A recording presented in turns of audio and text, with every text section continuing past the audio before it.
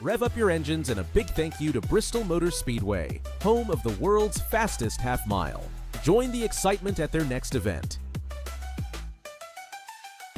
Tonight's game is brought to you in part by Bristol Sportplex, your destination for fitness, sports, and fun.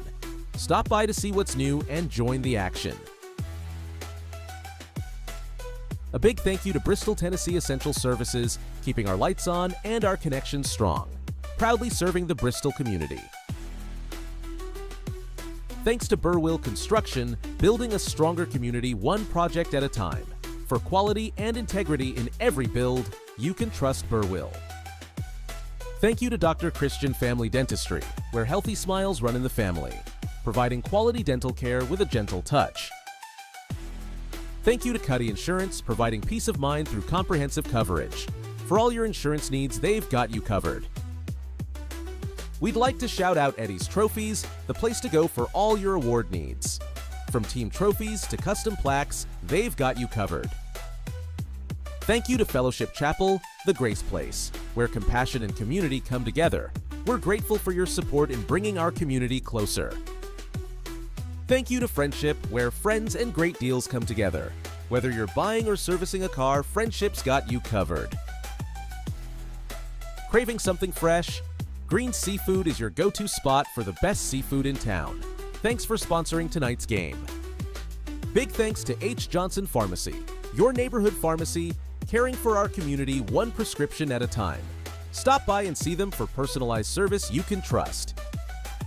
We'd like to thank Janie's Place, where home-cooked meals meet friendly service. Swing by for lunch and enjoy a meal that feels like home. Welcome to Moe's. Thanks to Moe's for their support, serving up fresh, flavorful Tex-Mex with a smile. Stop by for a burrito or taco packed just the way you like it. A big thank you to Sean Mullins Orthodontics, helping smiles shine brighter every day. For expert care and beautiful results, trust Dr. Mullins and his team. We appreciate the support from Renaissance Bank, where financial expertise meets friendly service. Banking better to help you reach your goals. Rest easy knowing Sleep Cheap has your back, literally. Providing quality mattresses at unbeatable prices, Sleep Cheap is the place to find your best night's sleep. A special thank you to Toyota of Bristol, your trusted dealership for the best in Toyota vehicles. Whether you're looking for a new ride or expert service, they've got you covered. A huge thank you to UPM Pharmaceuticals, advancing health and wellness through cutting-edge pharmaceutical solutions. Proud to support our local teams. Thank you to Weaver Funeral Home, providing compassionate care and support for families during life's most difficult moments. Proud to serve our community with dignity and respect. Thank you to Webb Dentistry, where a healthy smile is just the beginning. Schedule your appointment today and experience top-notch dental care. Thanks to Westfall Orthodontics for supporting tonight's game, creating confident smiles with expert orthodontic care. Trust Westfall to bring out your best smile. New to Bristol or looking for a place to live in Bristol? Look no further than rentinbristol.com. A rental business started locally in Bristol in 2012. Rentinbristol.com has many properties to choose from in Bristol, Tennessee and Bristol, Virginia. From single-family houses to apartments and townhomes, Rentinbristol.com has a property to meet your rental needs. Visit rentinbristol.com today to find your next rental home.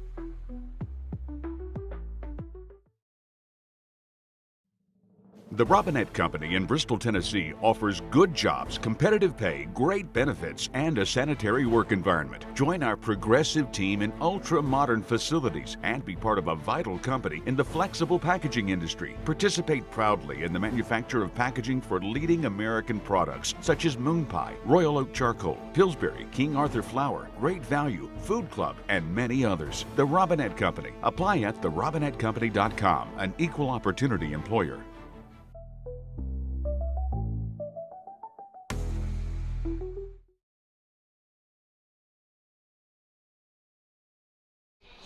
Good evening and welcome to the Viking Sports Network. Friday Night Lights Week 3 finds Tennessee High on the road here at Burke-Toney Stadium taking on Morristown West. I'm your host, CJ Manahan, flanked as always by color man extraordinaire Micah Kennedy. Getting ready to kick off here as we bring you the second week of our live stream audio.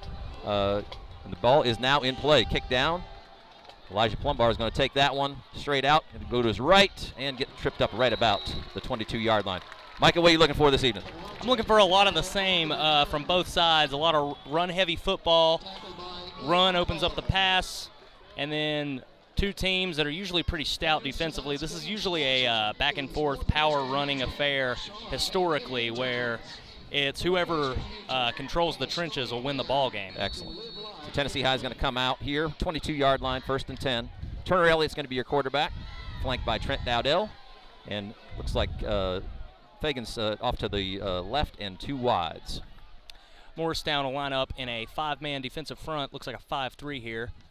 And straight give to Turner Elliott. Turner Elliott tries to hit the corner, and he'll be tackled right around the 25-yard line, gain of around 3. All right, so it's going to set up about a 2nd and 7, it appears, for Tennessee High. Got some contact in the backfield that Elliott was able to kind of burst through and was still able to pick up 2 or 3.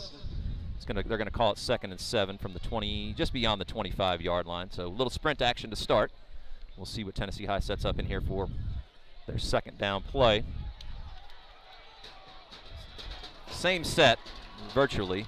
So Elliott ready to take the snap here. And it looks like Morristown watched a little bit of film on Tennessee High as the 5-down lineman prepares for a run-heavy scheme. As right there, Trent Dowdell will get met as the blitzing outside linebacker saw guards pulling, and he went that way, made the play on Trent.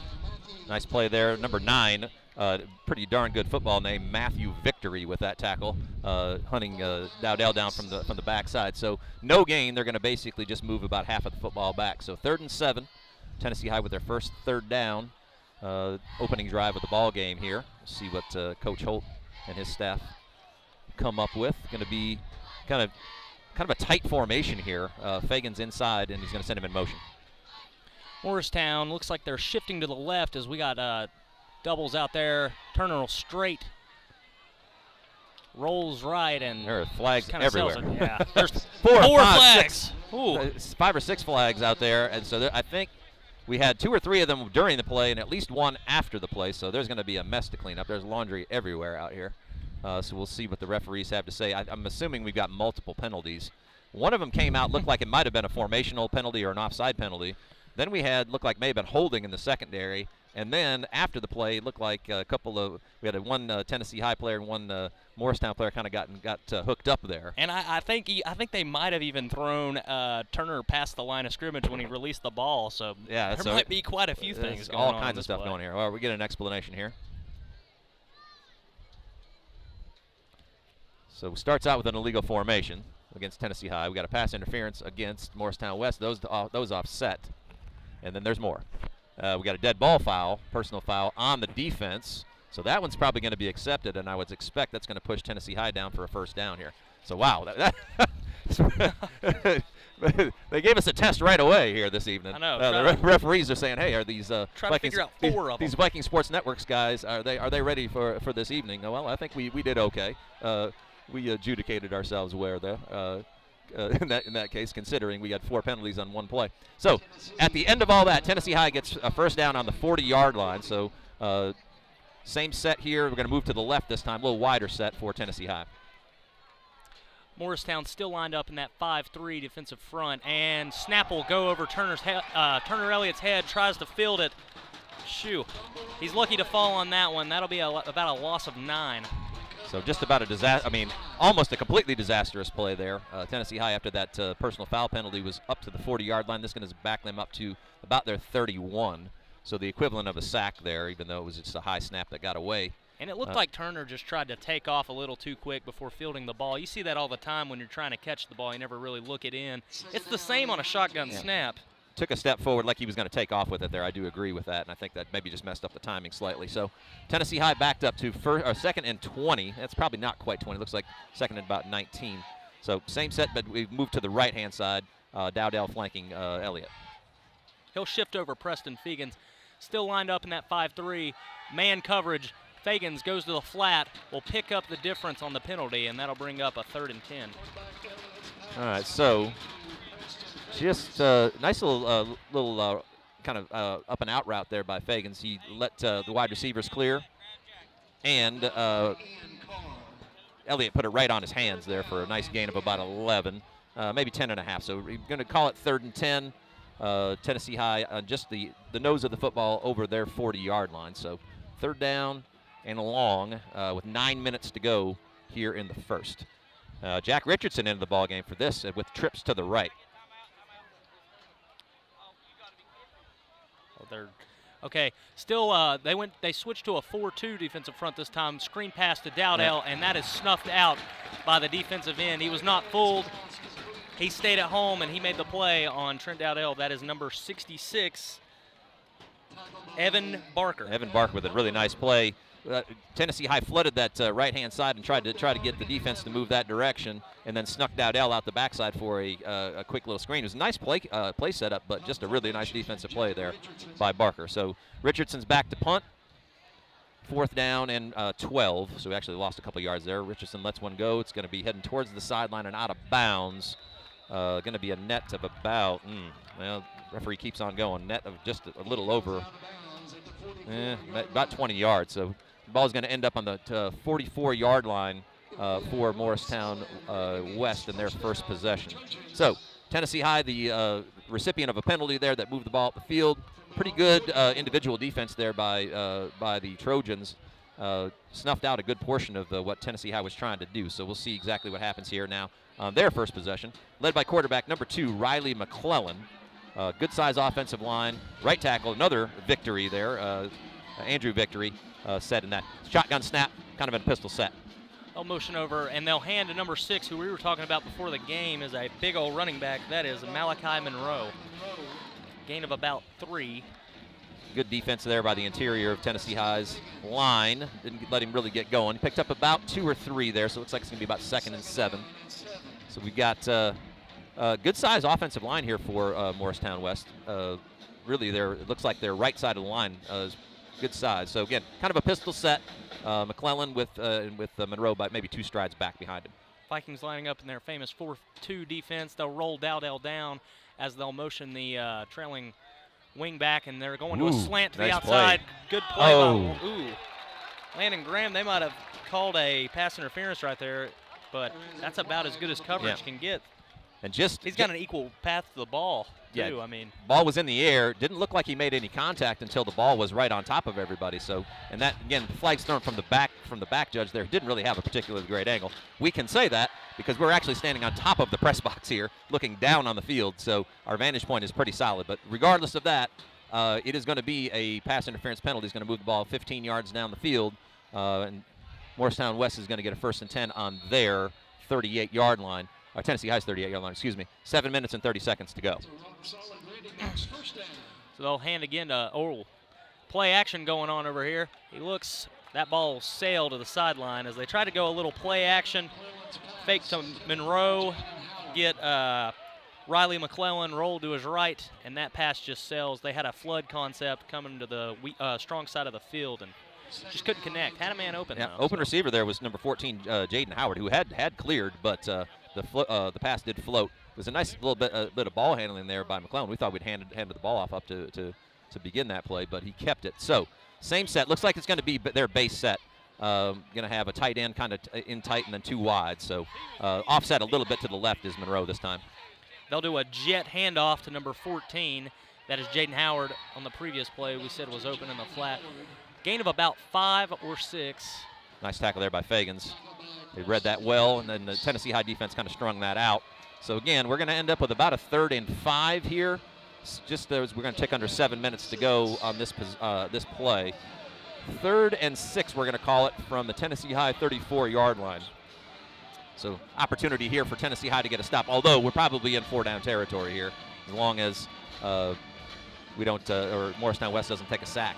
And as was kind of predicted, I mean, they're doing a lot of the same as what we've seen Tennessee High do. I mean, this is just going to be a game of back-and-forth run-heavy football teams. Yeah, and some confusion on the substitutions there on Morristown West side, so they are going to end up having to burn a timeout here early on into the game. So we will step aside here for just a minute as we roll through some sponsors. We'll be back here shortly on the Viking Sports Network.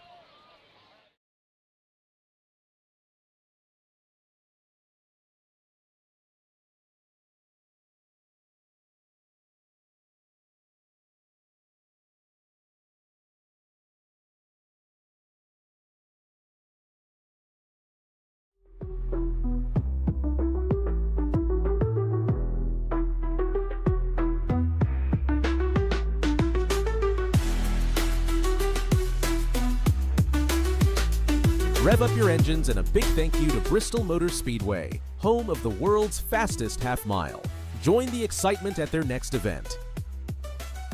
Tonight's game is brought to you in part by Bristol Sportplex, your destination for fitness, sports, and fun.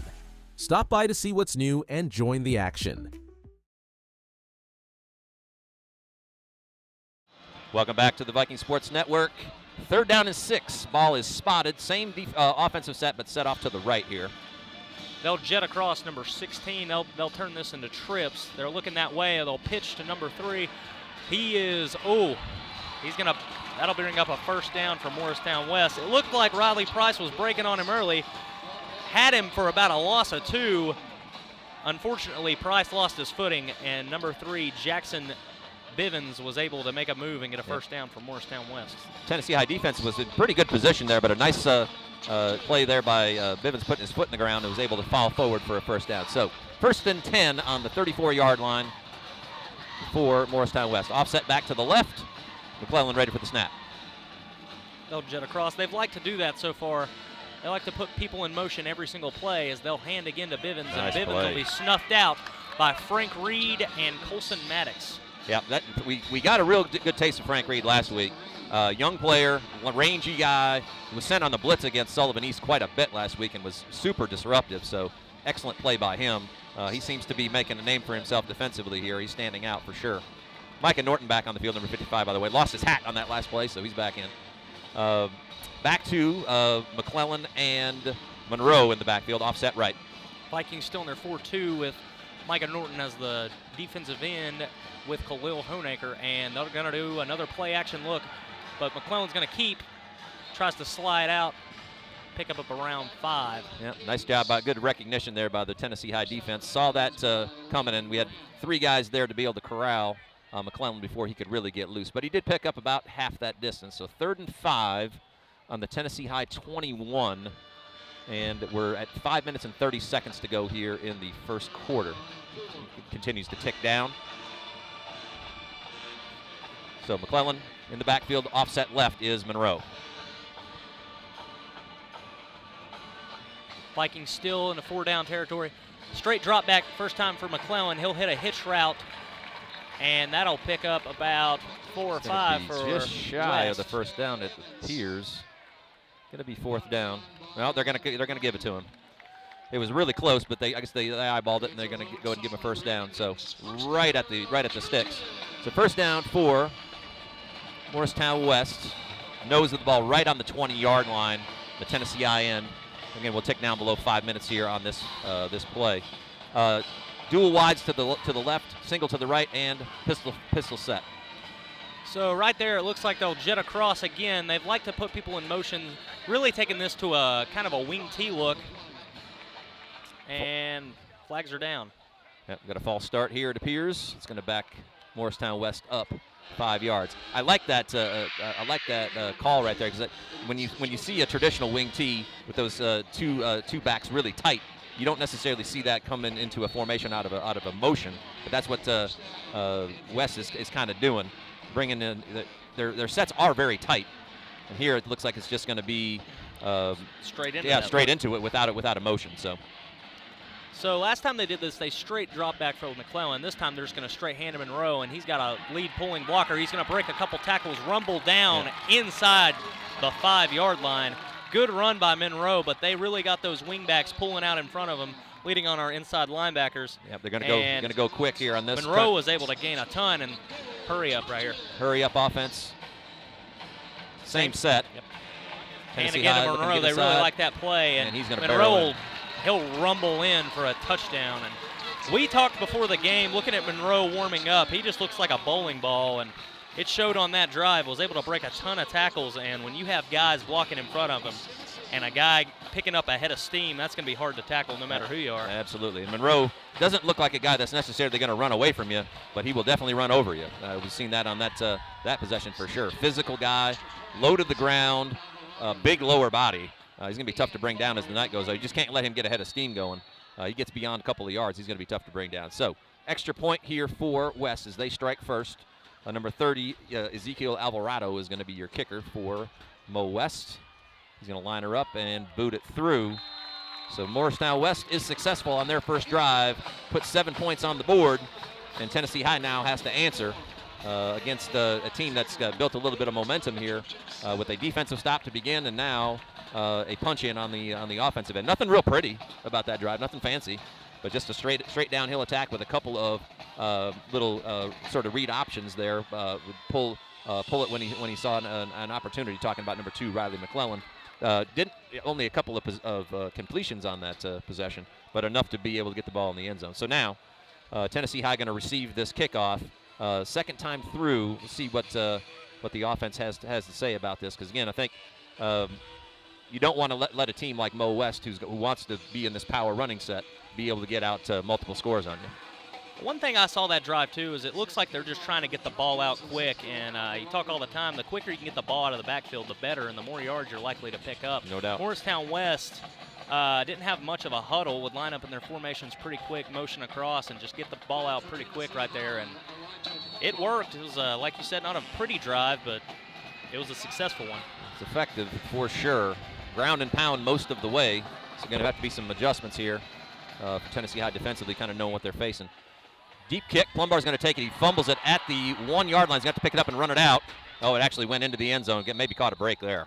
Yeah, bounced into the end zone. So got a little lucky. Yeah, he never possessed it. So muffed it would be the better word to say than fumble it. He had a pretty good wall set up there if you could have got ahead of steam going, but ball goes harmlessly into the end zone, and since it wasn't possessed, the rules say that's a dead ball, and Tennessee High is going to take control on the 20-yard line. So we'll see what Turner Elliott and his compatriots here can come up with on this second drive. We're the recipient of a long penalty in that first time around. Now we see a little bit different set. Plumbar and Dowdell flanking him.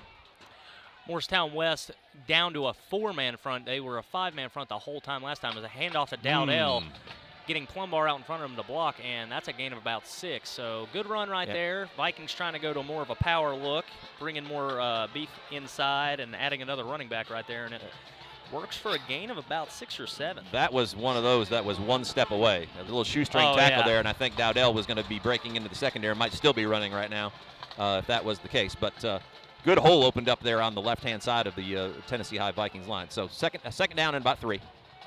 As right here, Morristown will drop that back down to their 5-man front. 5-3 here, as last time they gave up their longest run of the night, and flags are down. Looks like a false start here. Could be. Got a guy moving a little early on this left side. That's what I caught. Yeah. And it is. They're going to call that one on our left tackle. So false start is going to eat up most of that gain and set Tennessee High back to 2nd and 8. 3 minutes and 26 seconds to go here in the first quarter. Morristown West leading 7-0. Second offensive possession here for Tennessee High. We'll see how they reset. Same set, basically, looks like, with Plumbar to Elliott's right and Dowdell to the left. 2 wides. Morristown dropping back down to their 5-man front. So it's really a game time call as they'll drop that outside linebacker. Dowdell, he has a seam to the outside. We did a great job of walling off their defensive end, and Dowdell was able to gain about 15 right there. So again, he was a shoestring tackle away from still running down the field. And speaking of shoestrings, he lost his boot there. That play. He was running the last couple of yards with only 1 shoe on. So nice, really knifing cut. Good job by looked like it was Ethan Trinkle on that right-hand side, sealing that block. And Tennessee High now moving the ball a little bit. First down and 10 on the 38. 2 minutes and 40 seconds to go. Similar set with Fagans in a little tighter.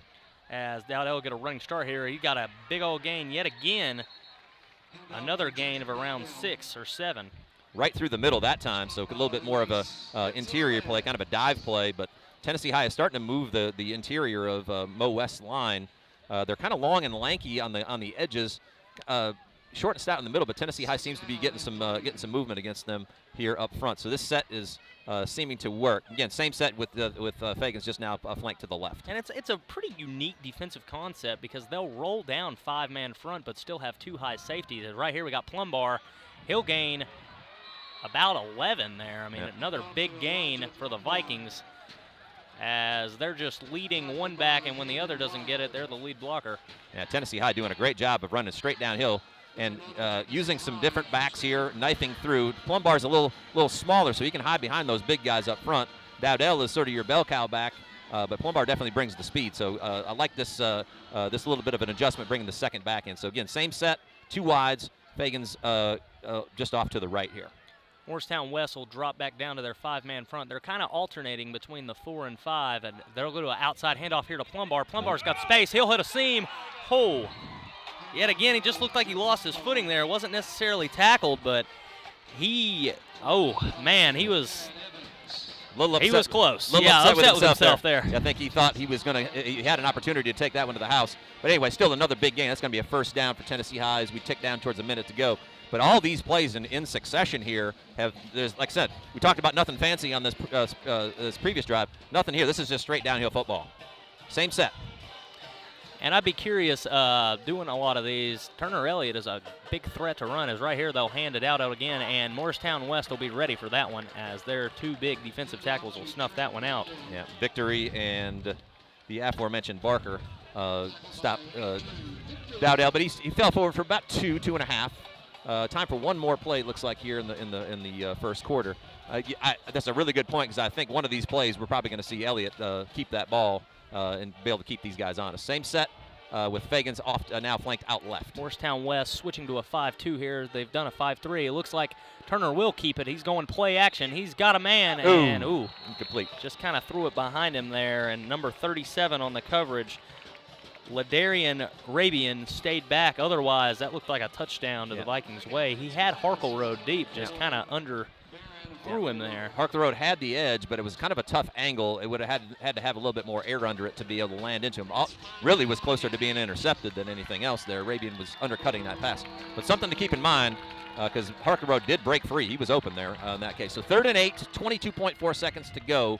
Tennessee High on Morristown West 30-yard line. No motion, Fagan's over. Looks like they'll switch back to that 5-3, try to get the edge here, and they will. Dowdell's got a lot of room to run, and he'll rumble down inside the 20-yard line. Nice run. Tennessee High's been able to get those edges on those stretch plays, and that'll be likely our last play here in the first quarter. But again, another run of 10 yards plus for Dowdell. Tennessee High starting to figure out this kind of switching fronts that Morristown West is throwing at them.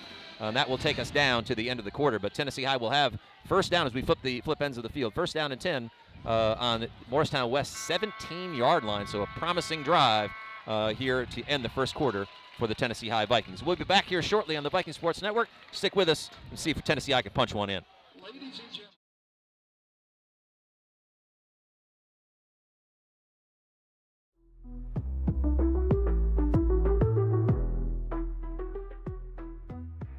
A big thank you to Bristol, Tennessee Essential Services, keeping our lights on and our connections strong. Proudly serving the Bristol community.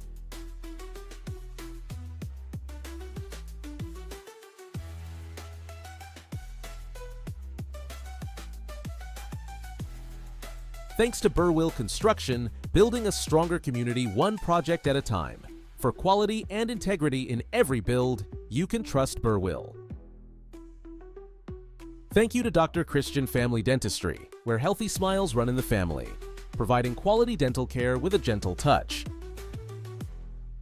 Thank you to Cuddy Insurance, providing peace of mind through comprehensive coverage. For all your insurance needs, they've got you covered. We'd like to shout out Eddie's Trophies, the place to go for all your award needs. From team trophies to custom plaques, they've got you covered. Thank you to Fellowship Chapel, the Grace Place, where compassion and community come together. We're grateful for your support in bringing our community closer.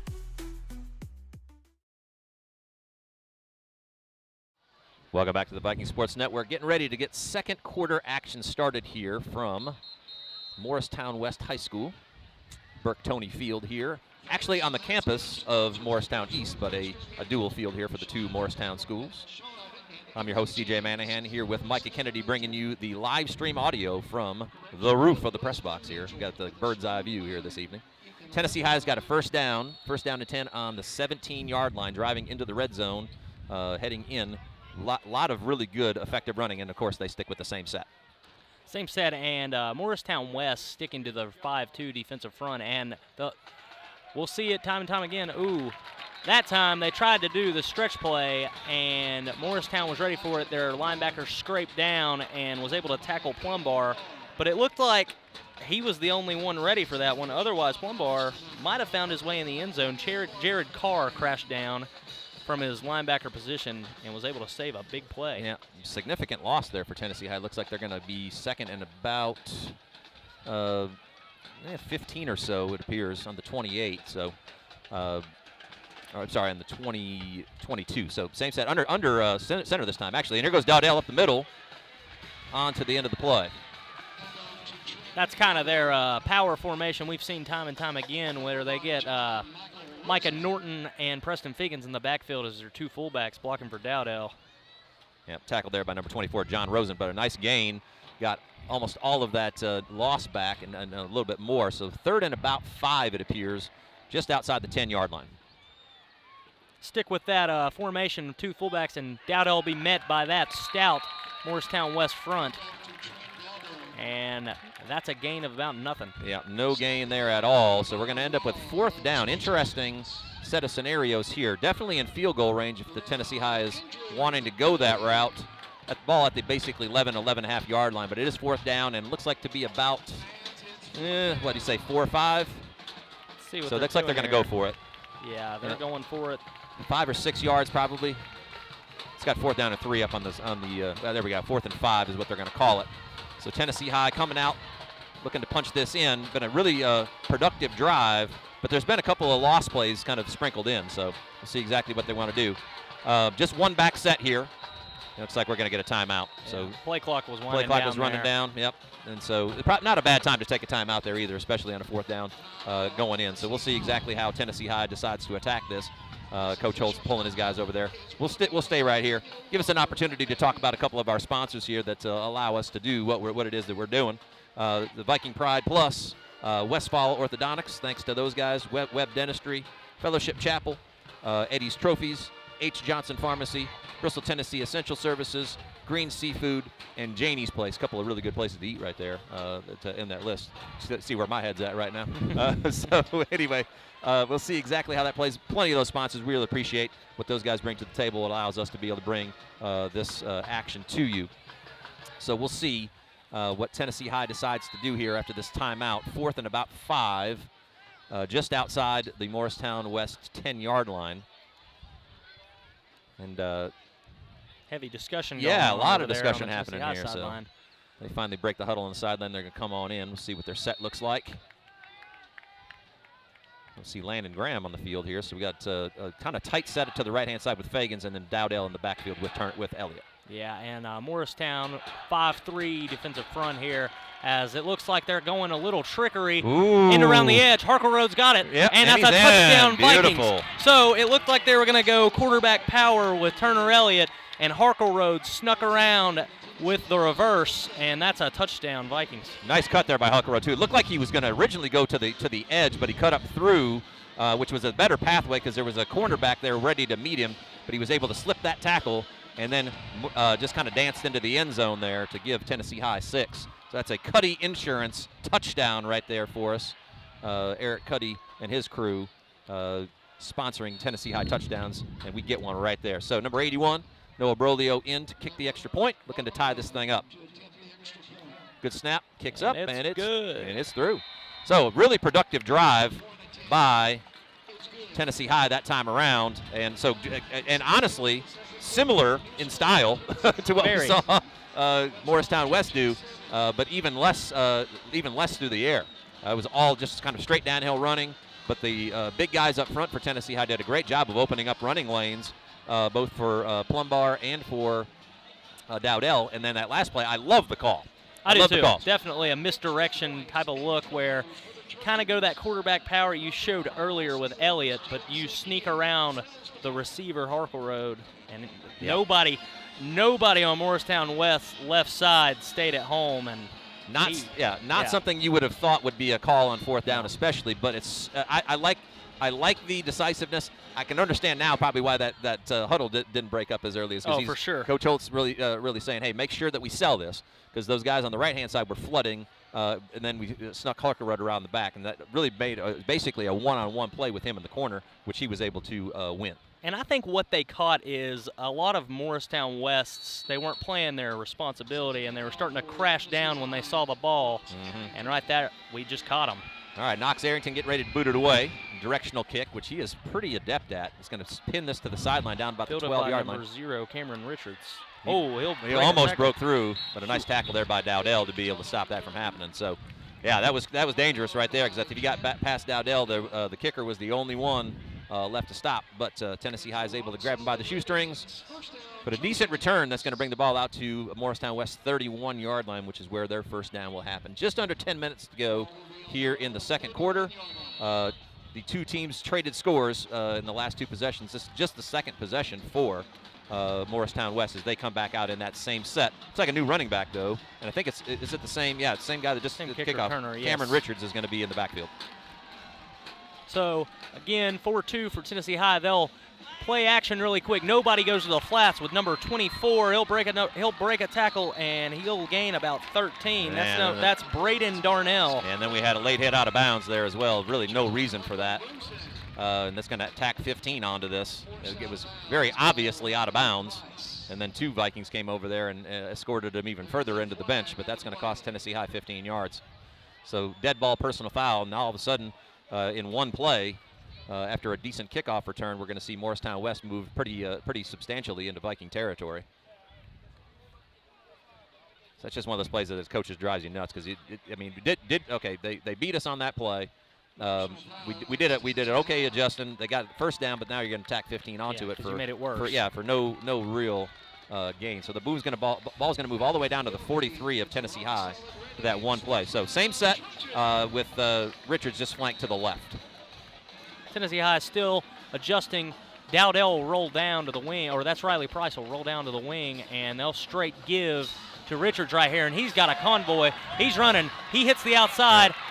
It looks like this one's coming back, though. Had a hold on that left corner. Yeah. So they win an inside run with Cameron Richards. He bounced it out to the left, and it looks like they're going to get the tackle as he held up the defensive end that one was breaking through. I think we had multiple holding calls on there. It just depends on which one they're going to call. I think they might actually get depending on where they're moving. They're continuing to move back, so I'm guessing they must have got the lineman here. Yeah, the one I saw was number 77, this left tackle here. And there was a holding call there on the certainly further down the field as well on the cornerback, but I think this is going to move them back about 10 from that spot.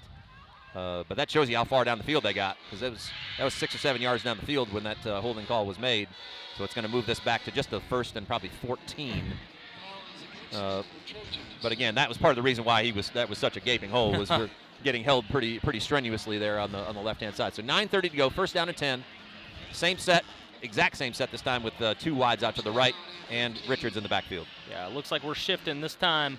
Harkle kind of dropping down further into the box. Last possession it was Price. Price this time looks like Fagans is creeping up, trying to go on a Mike A or Mike B. Oh, he went where Fagans was going to be if he didn't blitz, and he'll break a tackle. Fagans luckily was able to readjust after blitzing inside and make that play, but it looks like they blitzed just where Fagans was going to be if he was playing his gap responsibility. But he went on a kind of a B gap blitz, and they hit the A gap for a gain of about. So we rotate in, so that was a gain of about 10. Yeah. New running back in, number 27, Isaiah Hayes. So kind of revolving door of running backs here for Morristown West. Seen somebody get a carry here as he'll gain about 5, get a first down, Morristown West. Broke the tackle by Fagans, was there at the edge, looked could stop him at the line, but he was able to shift through that.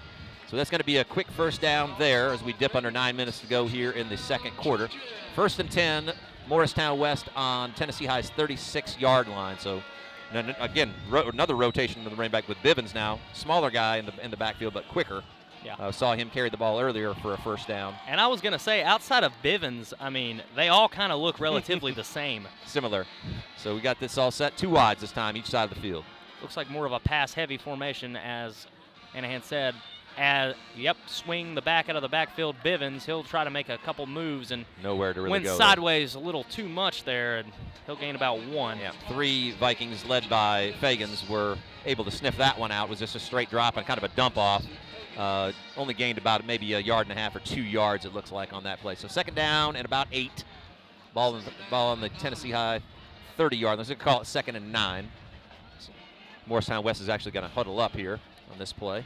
That was a Down good it is. breakdown tackle by Price, though. I mean, he wasn't falling for the juke and was able to make that a lot less of a gain than what it could have been. All right, 2 wide to the left. Bivens flanks McClellan to the right as we start this second down play. This has kind of been their famous formation all night, as they'll go play action again. They'll hit this flat to number 24 yet again. And Looks like Dane Music was there on that play.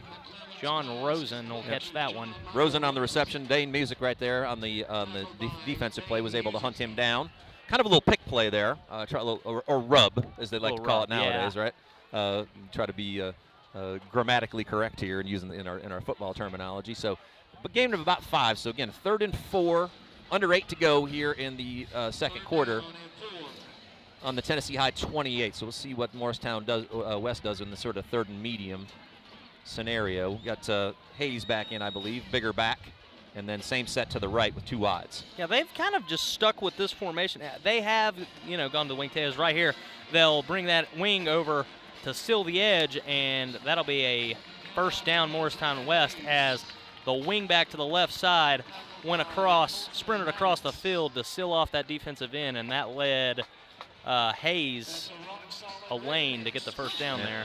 Good physicality up front there. Just enough of a hole for Hayes to kind of wiggle through, and he fell forward for the first down.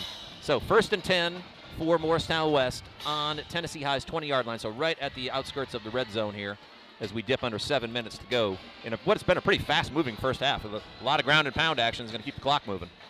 And, I told you before the game, this is kind of what both teams are going to be looking to do. Is right here, it looks like the same exact handoff in the middle as right there. Hayes is just a hard man to tackle.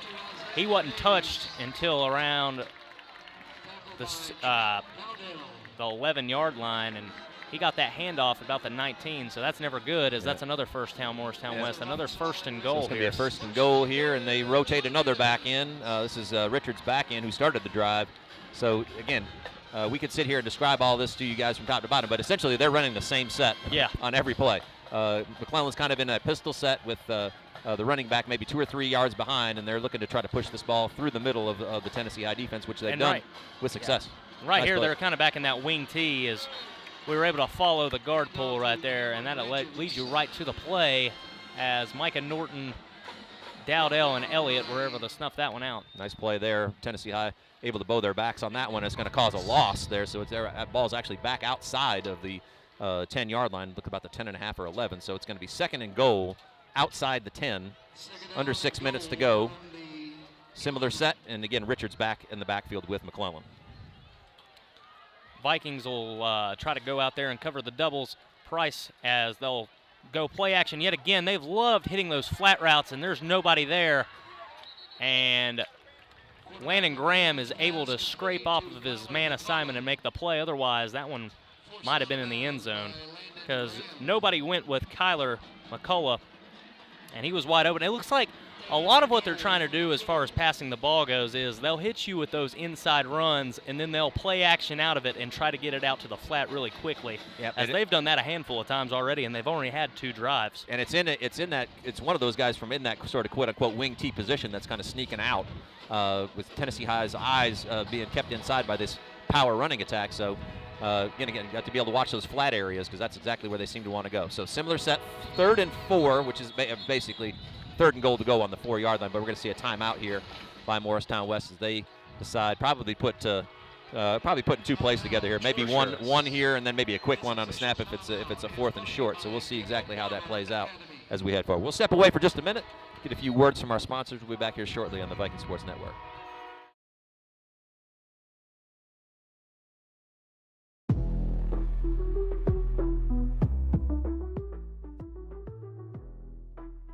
Thank you to Friendship, where friends and great deals come together. Whether you're buying or servicing a car, Friendship's got you covered. Craving something fresh? Green Seafood is your go-to spot for the best seafood in town. Thanks for sponsoring tonight's game. Big thanks to H. Johnson Pharmacy, your neighborhood pharmacy, caring for our community one prescription at a time. Stop by and see them for personalized service you can trust. We'd like to thank Janie's Place, where home-cooked meals meet friendly service. Swing by for lunch and enjoy a meal that feels like home.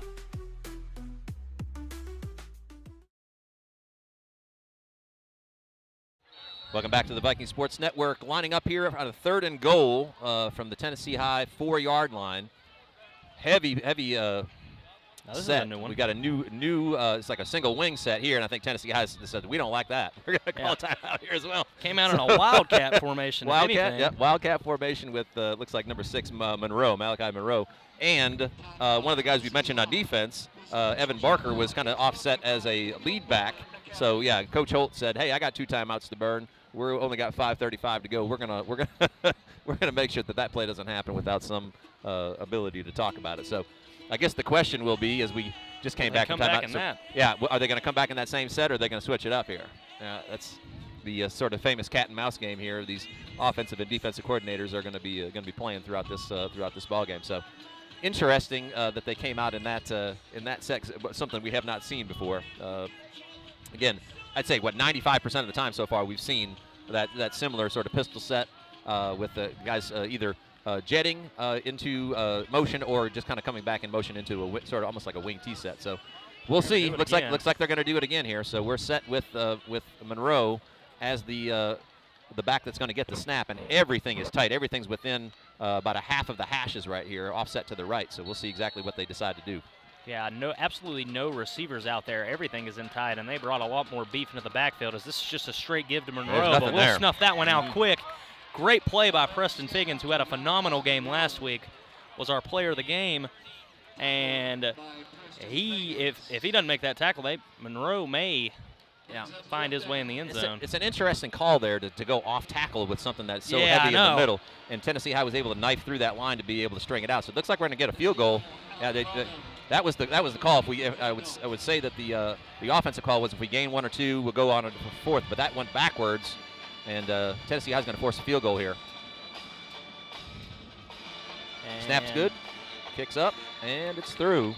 So Mr. Alvarado, number 30, Ezekiel Alvarado, good on the extra point earlier, and he kicks this about 21, 22-yard field goal through. And Tennessee High has got to be happy with that. Oh, got to be happy with that. In that situation, you're down with basically 2nd and goal on your 4, and you're able to make a couple of plays there to be able to keep them out of the end zone. That's huge. Can I make a quick observation here at this field is the net on the right side going into the school is higher than the parking lot one. And so that one hit the windshield of a Toyota Tundra that time. So if you're looking for a geography lesson here from a potentially a future social studies teacher, I'm glad he's all over it, right? Noticing all that type of stuff. Gotta love it. Mikey Kennedy on point. So Tennessee High is going to receive this kickoff. Plumbar back, flanked by Dowdell and Price as normal. Alvarado's going to boot it away here. Tennessee High's got 4 minutes and 51 seconds. Plenty of time to be able to make a march down the field. And if that last drive was any indication, they were chewing up yardage pretty well. So we'll see exactly if Morristown West defense has made an adjustment. We'll see what Tennessee High does here as the kick is booted away. Back deep return, as usual, is Elijah Plumbar. This one will bounce in front of him. He'll field it around the 10. He'll make a move. Ooh, it's a face mask that they're not going to. There's the flag. Yeah. Jerked his head sideways. So again, referees did catch that, so that's going to add 15 yards onto the end of that run. And push the ball out closer to Tennessee High's probably 35-yard line, it appears. That was a hard. I mean, if you missed that one, that's tough. Well, I've been tackled by the face mask before. That's not a whole lot of fun. Oh no, it's not. And I've also been the one to grab the face mask before. Also, not particularly fun, right, in a lot of cases, especially in a place like that where it's kind of a glancing deal. But Plumbar doesn't seem to be any of the worse for the wear. But Tennessee High is going to be the recipient of the second personal foul penalty that we've seen on Morristown West so far, and that's going to give them really good starting field position right at their 35-yard line. So we'll see what Coach Holt has cooked up. Again, plenty of time left, 4 minutes and 45 seconds as Tennessee High starts this drive, 1st and 10 from their 35. Similar set, looks like they're going to stay with that 2-back set here. And you can always tell which back may get the ball. It looks like Plumbar here, as it'll actually go to Dowdell. Okay. Not much there. Usually, a lot of times what I look for in Tennessee High is which one is a little slightly in front of the other, more times than not, the one that's slightly in front of the other is the lead blocker, while the other it's a little bit of an indicator. The ball carrier. Yeah. Gotcha. So, well, now you taught me something, so I'll be looking for it as we head forward here. Now, right there, they switched it up a little bit. They switched it up on that one. So, exact same set, 2 wides. Fagan's in tight Dowdell and Plumbar flanking Elliott. Trade over Fagans. Back in that 5-3, as this time Plumbar will get the ball, and he is snuffed out yet again. So not really going anywhere on these first 2 plays. Yep. So Morristown West all over it. Adjustments made by Morristown West. You see, just happened to catch it on that one where they've got 4 set up front, but they walk three more up right after that. So 7 guys within that very small area with only Tennessee High's, but their ability to block maybe 6 of them. And the free man has made the play both times. So 3rd down and 8. With just a gain of 1 on each of those plays. We'll see what Tennessee High does as we've ticked under 3 minutes and 40 seconds to go. Kind of one of those dangerous situations where maybe you leave too much time on the clock for your. Right here, you'll see Morristown West will go with a 3-man front, and there's nothing they'll there. still contain pressure, and they'll blow that one up with a 3-man front. That's never something that's a positive when you're getting forced back in a 3-man front. Yeah, and I actually like that call because I think ultimately you're expecting to pass there on 3rd and 8, but with a 3-man front, you've got an advantage, and Dowdell has been able to show the ability to be able to kind of slice through those initial holes, but there just wasn't anything there. In fact, he didn't make it past the line, maybe picked up a half a yard, and that's going to force a Tennessee High punt here. And it might have been a little bit of miscommunication up front, as it looks like they didn't quite understand the responsibility there, and 3 men, the 3-man front came unblocked. And all 3 of them were in on the tackle. So I'd say miscommunication is a good possibility. So Richardson back to kick on a 4th and 8. He's going to boot it away. Pretty decent kick there. It's going to be back to return. Barrick Evans will field this one, try to make a move around Harkle Road, and he will not, as Harkle Road and number 15 and Max Holt. Yeah, looks like we have a flag on the field. I'm not sure exactly what that's about. So we've got Coach Holt and the side judge kind of talking about what's going on over here. So we're waiting on an explanation here from the referees. There's a nice kick there by Richardson and well covered by Tennessee High as well. Only about a 2 or 3 yard return after about what looked like about a 35 or 36 yard punt. So good flipping of the field there as Morristown West will start. Assuming, I'm not sure, there's still a discussion going on here about where this is going to land. So the ball's on the 35 currently. Still have not had still no call yet. Yeah, well, they're going to first down. I think the referee just called it, but I wave it off. Or? I'm guessing they must have declined the penalty, whatever it was. We don't have the benefit of a microphone on the referee here this evening, so we're just kind of having to watch the signals. Well, actually, they are going to accept a penalty. It's a 5-yard penalty of some sort. Not exactly sure what that was about, but so that's going to move the ball for a 1st down and 10 for Morristown West to the 40-yard line. 2 minutes and 38 seconds to go. So again, one of those situations. And we got a new quarterback here for Morristown West as well. Number 7, I think they said his name was TJ Walfall. He was the actual announced starting quarterback, but this is his first action here. So see exactly what he's got going on with Moreau flanked to his left. So quick jet motion over to number 16, and he'll bobble the snap a little bit. It looks like he's going deep, and he'll just sail that one a ton. So. Boy, and I'm telling you what, I don't know if you saw it or not, but you had Monroe by himself down here. On a wheel route out of the backfield. There was nobody home. So looks like he's going to be their Joe Milton of the day. He'll just come in and try to throw a deep ball every now and then. It was a pretty ball, but it was overthrown by about 6 or 7 yards. So after a bobbled snap, so that messed up the timing a little bit. So 2nd and 10. No harm, no foul there. And the receiver was well covered by Plumbar. There wasn't much there, even if that ball had been on target. So Elliott's going to come in and shift in on defense. So way more of a spread look for Morristown than what we have seen so far. And that one's right there, there's another wheel route. Try to hit the one that you said nobody went with last time. Looked like more of the same play, just another incompletion. Yep, so now we're going to end up with a 3rd and 10. And we've only lost about the clock is running for no actual reason here. There's been 2 incomplete passes, and the clock is still running, so I think we're going to have to get that figured out. It is still going down. It's still going. So I don't know exactly. I've got a little bit of an obstruction in my way from the seeing the scoreboard. I'm not sure exactly how much time was on the clock, but there should have been a heck of a lot more than 2 minutes and 8 seconds. That's for sure. 11 seconds clicked down that shouldn't have. Should have been about 2:18 left on the clock. I think they're there it is. 2:08. They're going to go to 2:18. Yep, they've got it. And I wasn't sure if it was still running in between plays because it shouldn't have been because we had an incomplete pass there. So All right, so anyway, 2:18 to go, 3rd and 10 with Walthall in that trip set. Here, yeah. There's a good play on the inside. Monroe bounces off a couple of guys, but he's able to be stopped short. So we got 4th down here, and it's going to be about, what, 4 or 5, it looks like? Monroe, really, he's tough to bring down. He's just like a bowling ball out there, but I think they're going to kick it away. Probably the right call because Morristown West is going to get the ball to start the second half. So Morristown, I mean, they went away from what was really kind of working for them right there. They tried to get a little spread it out with it right there, and it didn't really go in their favor. Kind of trying to run a little 2-minute drill there to a certain extent, but it just didn't go anywhere for those first 2 incompletions. And, I mean, they got the ball at the 40-yard line. Right. I mean, didn't necessarily have to go that quickly, but ain't complaining. Well, and this is another example here. Tennessee High taking a timeout. You got to be thinking about a fake here in that aspect, simply because they're in that sort of area of the field. Not a ton of time left. Minute and 43 seconds. So this is certainly a heads up, one of those types of plays. Make sure that they're going to kick it, and don't just assume they're going to. So, seen that happen, especially in this area of the field. The time and situation.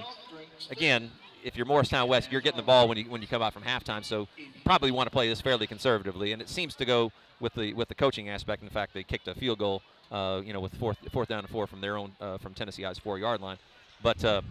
Ball control seems to be, but again, kind of a curious possession, quite honestly. If that's the type of game you're trying to play, certainly went off script on this last possession, and it didn't work for him. Basically 3 plays and have to boot it away. Yeah, because I mean, conservative. I mean, they really could have ran the clock out there, but they're giving the Vikings another opportunity. I mean, late into the second quarter, not much time left for a full length. We'll see how this punt goes. Yeah, he's going to boot it away. Booted away. It's that's a short one. Straight up. That's just a sky ball. Yeah, it's going to get a nice bounce rolling, though. So Tennessee High probably going to run a couple of plays.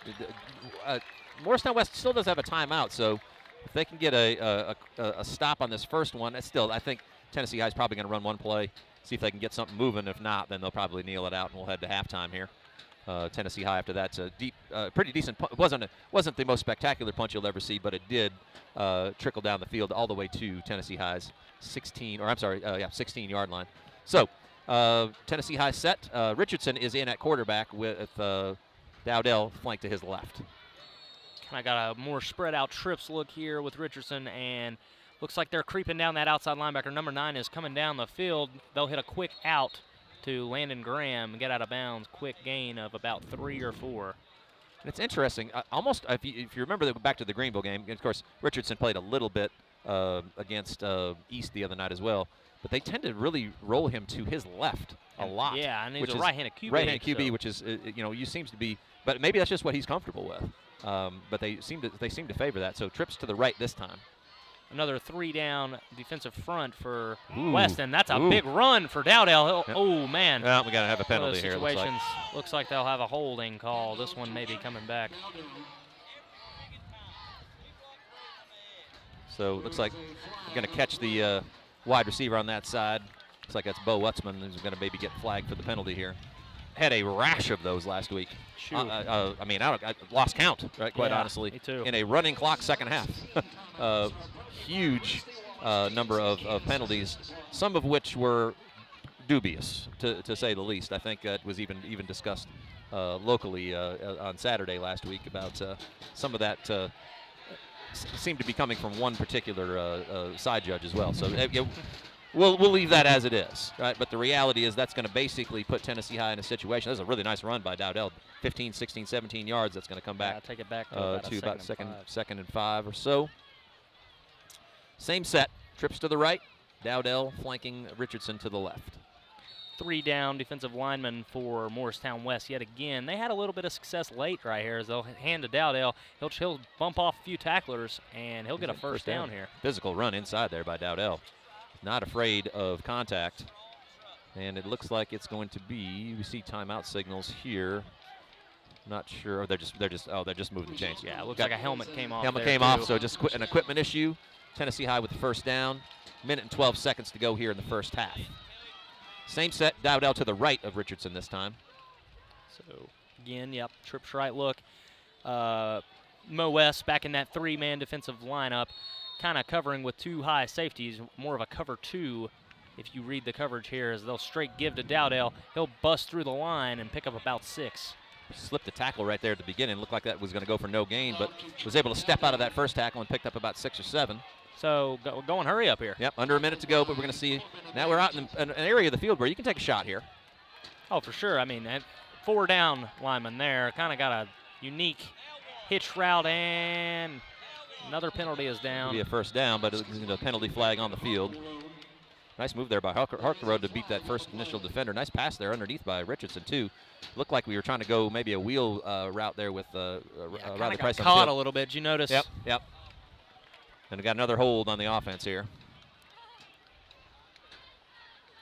So that's going to back Tennessee High up. And like I said, might have had another opportunity there to push the ball down the field, especially after that first down. But now we're back. Going to be pushed back all the way to Tennessee High's 25-yard line. So 44 seconds to go. We'll see what Coach Holt wants to do here, if he wants to push the ball down the field one more time, or maybe go a little bit more discretionary here with a handoff. We'll see. So again, yeah. Same trip set to the right. They'll try to roll that way yet again, and got 2 comeback. Richardson will break out of a sack. Really was dead to rights there. And that looked like a late flag, and there it is. Yep. So we're going to get 15 more tagged on at the end here. Yeah. So Richardson was dead to rights in the backfield. Nice was able to sneak out of two broken tackles there by Richardson. Great job. Nice job by him slipping that tackle. Got the ball upfield and then took a shot out of bounds. So that's going to push the ball all the way close to midfield here, I think.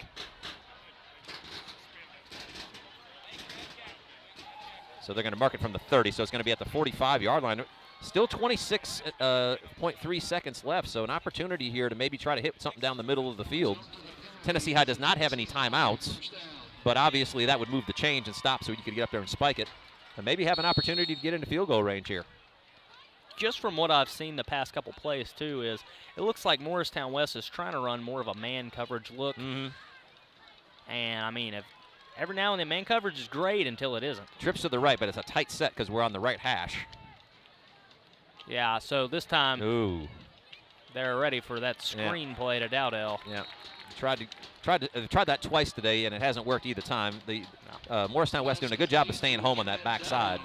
Try to get on the ball quick, maybe. Yeah. Or 10 seconds to go. We're under 10. There's probably going to be time to snap one more time, or they're maybe just going to let it run out here. This one may run out. Yeah. This one's going to run out. Down. All right. So at a really interesting first half. Right? Really interesting first half. So we'll step away for just a minute, and then.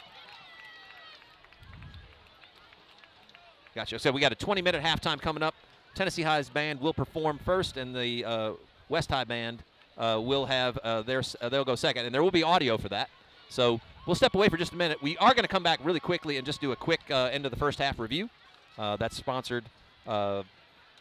First half scoring summary sponsored by Sean Mullins Orthodontics, and then we have the halftime sponsor Renaissance Bank as well. We'll take you through the bands. We've got audio for all that. So let's get a couple of words from our sponsors in quick. We'll come back, do a quick summary, and then we'll turn it over to the bands.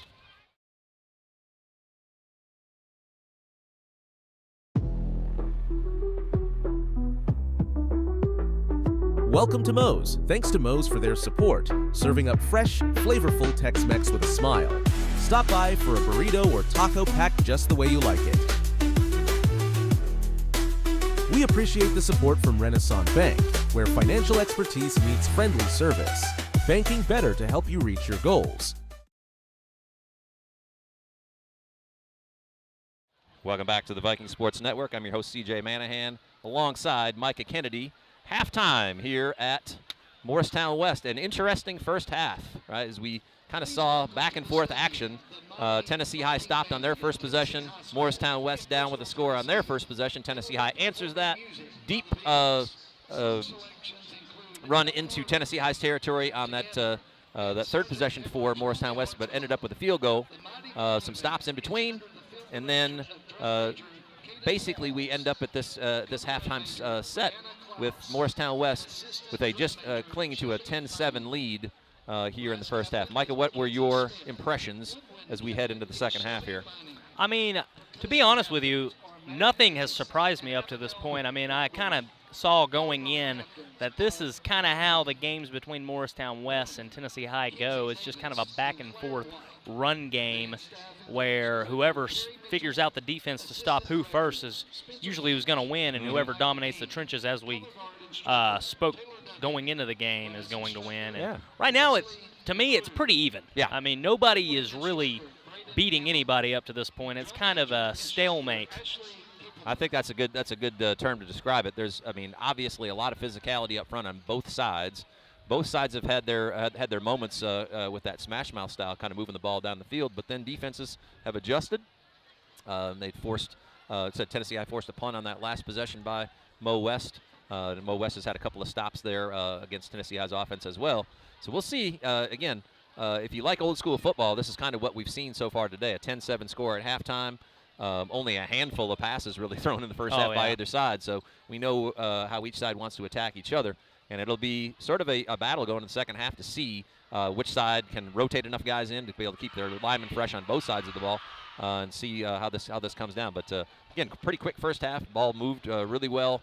And, again, with all that running of the football, we saw that first half expire pretty quickly. So we will be back here in about 17 or 18 minutes to bring you second half action. The Tennessee High Band is taking the field, and we will turn it over to them presently.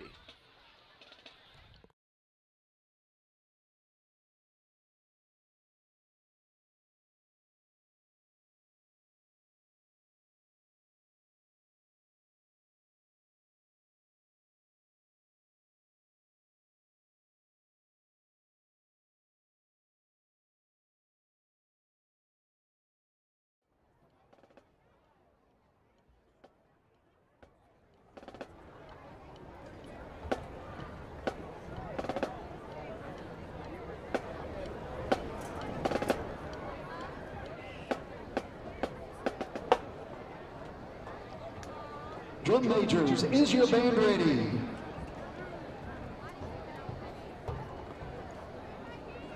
You may take the field for exhibition.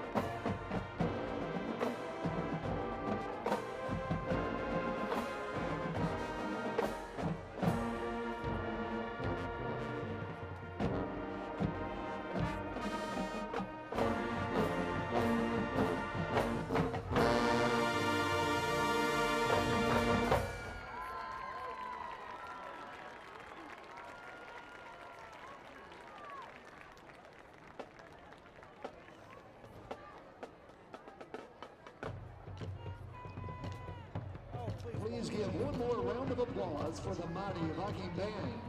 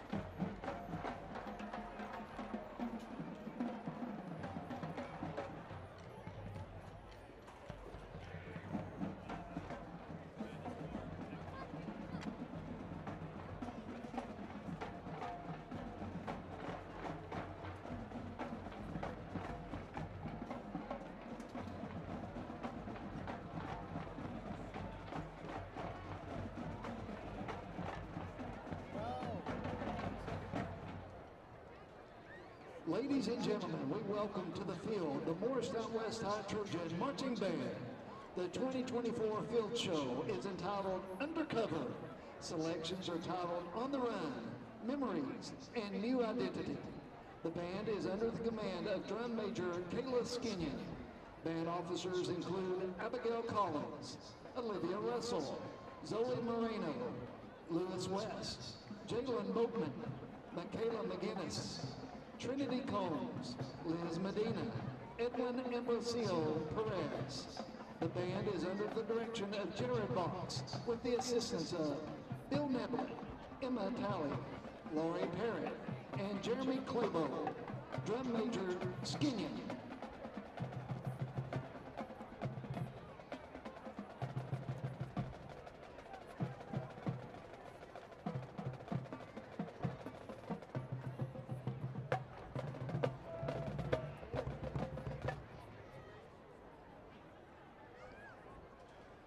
Drum Major Skinnion, is your band ready? Presenting the 2024 Trojan Marching Band Field Show, Undercover.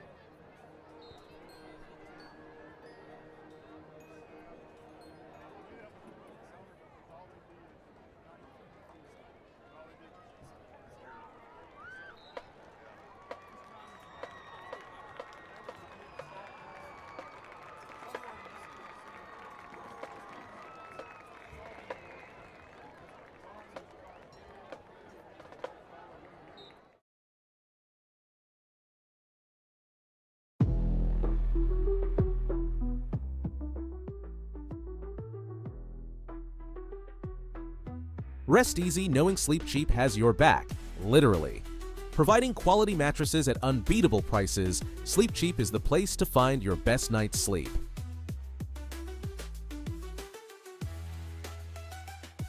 A special thank you to Toyota of Bristol, your trusted dealership for the best in Toyota vehicles. Whether you're looking for a new ride or expert service, they've got you covered. A huge thank you to UPM Pharmaceuticals, advancing health and wellness through cutting-edge pharmaceutical solutions. Proud to support our local teams. Thank you to Weaver Funeral Home, providing compassionate care and support for families during life's most difficult moments. Proud to serve our community with dignity and respect. Thank you to Webb Dentistry, where a healthy smile is just the beginning. Schedule your appointment today and experience top-notch dental care. Thanks to Westfall Orthodontics for supporting tonight's game, creating confident smiles with expert orthodontic care. Trust Westfall to bring out your best smile. The Robinette Company in Bristol, Tennessee offers good jobs, competitive pay, great benefits, and a sanitary work environment. Join our progressive team in ultra-modern facilities and be part of a vital company in the flexible packaging industry. Participate proudly in the manufacture of packaging for leading American products such as Moon Pie, Royal Oak Charcoal, Pillsbury, King Arthur Flour, Great Value, Food Club, and many others. The Robinette Company. Apply at therobinettecompany.com, an equal opportunity employer.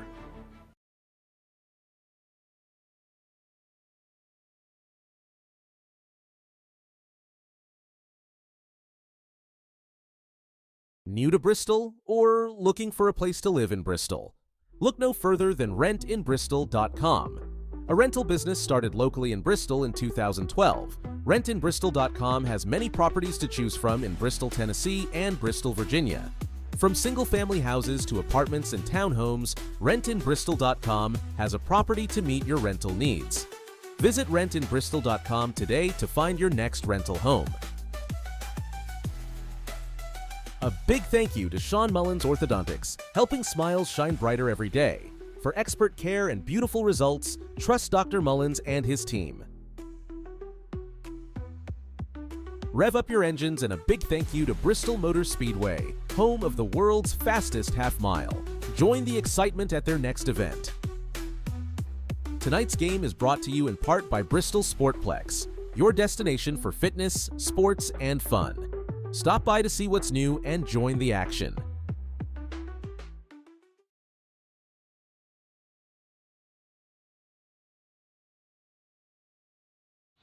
Welcome back to the Viking Sports Network. I'm your host, CJ Manahan, alongside Micah Kennedy, getting ready to start second half action here from Morristown West. I guess it's technically Morristown East High School, but Morristown West hosting us here at Burke Toney Stadium. Just a couple of things as we start the second half. A couple of our sponsors here. Just want to make sure that we get the game day features out. Viking touchdowns this season, as we've said, sort of in the aforementioned fashion, are sponsored by the Cuddy Insurance Group. Our quarter recaps, which we'll get one at the end of the third quarter here, sponsored by UPM Pharmaceuticals. First half scoring summary was brought to you by Sean Mullins Orthodontics. Timeouts throughout the season this year will be brought to you by the Bristol Sportsplex, home of the some pretty heavy pickleball action here recently. I'm a pickleball guy, so we got the opportunity to see some pros play down there, which is pretty cool. Halftime sponsor, as we said, was Renaissance Bank. And we'll get you our final score sponsorship at the end of the game. Robinette Company sponsoring our final score. We'll get to that here at the end of these next two quarters. So, again, our impressions of the first half are kind of interesting. It's just a kind of ground and pound scenario, 10-7. As the teams take the field. Morristown West will, as we said before halftime, get the ball to start the second half. So interesting to see if they're going to, Micah, if they're going to work in more of that kind of 2-minute offense with a different quarterback, if they're going to go back to what worked for them best here in the first half. I don't know. We'll see. If I was a betting man, I would say that they would go back to what they were doing before that 2-minute offense, which is the power run that, expected heavily going into this game. As Arrington will boot this one away right here. Certainly was the most effective. Kind of a little squib kick action, yeah. It's going to stay in bounds, though, and he's going to end up being... Filled it. That one looked like it was trailing out of bounds, but Richards will take it to the 24. A well-placed kick there by Arrington. Ended up forcing Richards to take that ball. and pins Morristown West back to about their 25-yard line or so. So nicely done in that little set. A little different style of kick than we've seen from Arrington so far. It's more of it's kind of a squib that's going to end up on Morristown West's 24-yard line. And we are back with the regular lineup that we had seen previously, with McClellan back at quarterback. Richards is going to get the first opportunity at running back here, and we'll see a kind of a wide set to the right side of the field. So, like you said, kind of more what they were doing before that 2-minute action here, as the Vikings are in there 4, but they rolled over Dowdell kind of towards the middle, kind of 3 middle linebackers there. As a gain of 1, Richards will roll. Nice job by Tennessee High to kind of fill that gap. Line held steady, and it looks like Richards, they're going to mark him forward just a little bit. Kind of rolled forward there. He's going to pick up about 3. So 2nd and 7 as they set up for the second down play. Again, same set, wide side of the field again, as McClellan's back to take the snap. Kind of feel like they gave him a little more than what he got there, but that's fine. So same formation, still wingbacks. Looks like they'll go play action, taking a deep shot down the field. Elijah Plumbar covering perfectly as they tried to test him, and he was there step for step. And had he had a few more steps, he would have intercepted that ball, as he was out in front of the receiver there. Almost seemed like the intended receiver there, Elijah Plumbar. Read that perfectly. It was just a go route from the short side of the field. And that's going to leave Morristown West with a 3rd and 7. Ball on their 26-yard line, it appears. So, again, opportunity here early for Tennessee High to get off the field with just a little less than a minute gone here in the 3rd quarter. So we'll see what Morristown West has cooked up. Short side of the field, 2 wides, 1 wide to the wide side of the field, and Richards in the back. They'll roll down Riley Price on this backside here, and he's going to cover the tight end. Looks like they're going to drop back straight, and Micah Norton will get the huge sack. And again, we got lucky there again because the back had come out of the backfield and there was nobody on that side of the field. McClellan, the quarterback, did not move his eyes to his right. He was staring down the left side of the field the entire time, and Norton was able to beat his opponent there and take him down for the sack. Loss of about 6 yards there, so it's going to force a 3 and out. Just what the doctor ordered for Tennessee High coming out of halftime. Nice job by the defense, but again, dodged the bullet there. Oh, for sure. Richards was wide open on that side of the field. In fact, if they had thrown it out there and he caught it, I don't think anybody was going to be able to get to him. I'm kind of taken aback a little bit why Morristown West has changed their scheme up so much these past couple drives after what they were doing was working pretty well. As this one will roll out to about the 44-yard line, so Tennessee High will take over. Excellent stop there by Tennessee High to start this half.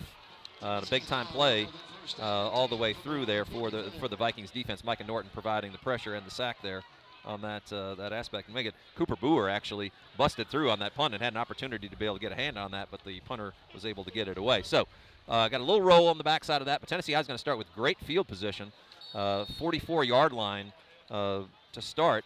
An opportunity here for them to be able to not only flip the field, but also with the touchdown here to take the lead. Set up nicely here to start the second half. So we've got that same set with Plumbar and Dowdell flanking Elliott. And here we go on first down. As you said, kind of a power formation here, as Plumbar will get the handoff, and he'll bounce out for about a gain of 6 or 7. Hid behind the big guys in front of him. Let Dowdell and Fagans kind of lead him through. And Tennessee High starts with a really nice positive play, a gain of about 6. So again, we'll see. Expect to see more of that. Again, the one element we haven't really seen yet is that quarterback run, that kind of quarterback power with Elliott. Of course, he's still kind of nursing an upper body injury. I believe it's a shoulder injury. So they may be cautious with how much contact they want him to take. So Fagans is going to motion in, same set, second down and 3. 5 down lineman again for Morristown West, as they're going to go to an outside give to Plumbar. Plumbar, he's got a lane, and he's going to get a first down here. A gain of about 6 yet again. Yep. So another back-to-back really good runs from Plumbar, running behind his pads and his lineman, picking up a first down there. And you see just how effective he is in those kind of wide plays. He's more than capable, a smaller guy, but he's more than capable of kind of picking his way through the middle. But you get him on the edge, and he definitely has some jets behind him. So he picked up another 6 yards there. 9 minutes and 25 seconds to go. Tennessee High going towards the band end of the field. And they're now in Morristown West territory. So Morristown West, again, a lot of their Trent Dowdell is going to break through the middle. He's going to go Oh, man, he was a safety away from taking that one all the way. He made an excellent move on the middle linebacker to break himself free for about a 30-yard gain. Nice move there through the middle. Shifty move and good patient move. Le'Veon Bell-like patience there. Waited for that hole to open up. Obviously, kudos to the Tennessee High offensive line for really getting a nice push and giving him an opportunity to be able to pick his way through. And then once he burst through the middle, just veered to his right a little bit and picked up about 30 on that run. So excellent move there by Dowdell, but also really good blocking as well. Two wides, same set, two running backs flanking Elliott. Love the move right there by Dowdell. They're going to give him to the same play up the middle. This time, Morristown West is ready for it, and Victory will snuff that one up. Talked before, what a name for an offensive lineman and defensive tackle for the Trojans. Andrew Victory, number 72. Biggest guy on the field by a fairly wide margin. Looks to be probably 6'5" or 6'6", and I'd say he goes, if he's not 300 pounds, he's pretty close. Well-built young man, but also seems to be pretty nimble out there. So Tennessee High with a little bit different set this time. Going to go under center, power moves. Fagans and Norton with Dowdell deep. Right there, they're going to pitch to Dowdell. He's got a swarm of blockers to the outside. He's going to make a move on the corner, and looks like they're going to, again, for about the third or fourth time tonight, throw a flag on the wide side of the field, maybe a hold, and it is. Yeah, it's going to come back. Shoot, they don't like us getting on the edge this game. They've been throwing it all day. That was a really well-conceived play and really well executed, but I guess a hold on the right-hand side because Dowdell was able to get the edge with leverage there and looked like he was going to be able to take it into the end zone, but it is going to be all for naught. It's going to come back on that holding call. We'll see exactly how far this backs Tennessee High up. Looks like it took place right at the line, so it's going to be end up being a second now, and that's about 9. Yeah, it's going to be longer than about. Wait, so it looks like it's about 2nd and 19 here, so this is going to change the calculus for Tennessee High, but they do come out in that same exact set. So they still like it enough to go after it again, and they're going to do the same play to the left this time. This time, Morristown West a little bit more prepared for it, as we're almost going to get the penalty yards back. Yeah. Dowdell picks up about 7 or 8. So it's going to end up with about a 3rd and 11, it looks like. 3rd and 11 or 12, depending on where they spot it. Looks like about 3rd and 12.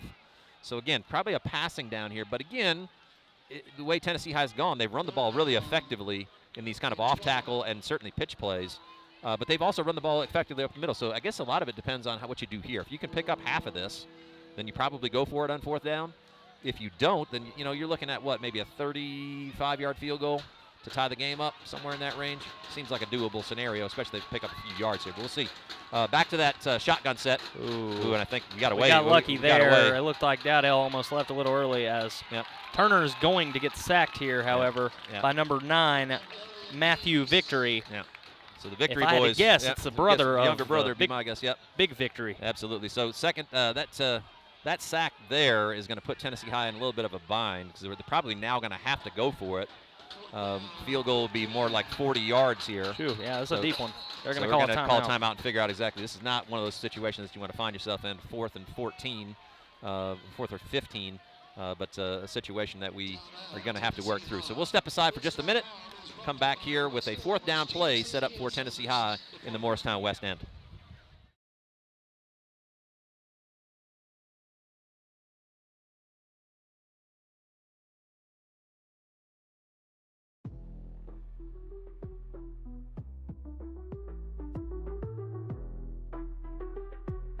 A big thank you to Bristol, Tennessee Essential Services, keeping our lights on and our connections strong.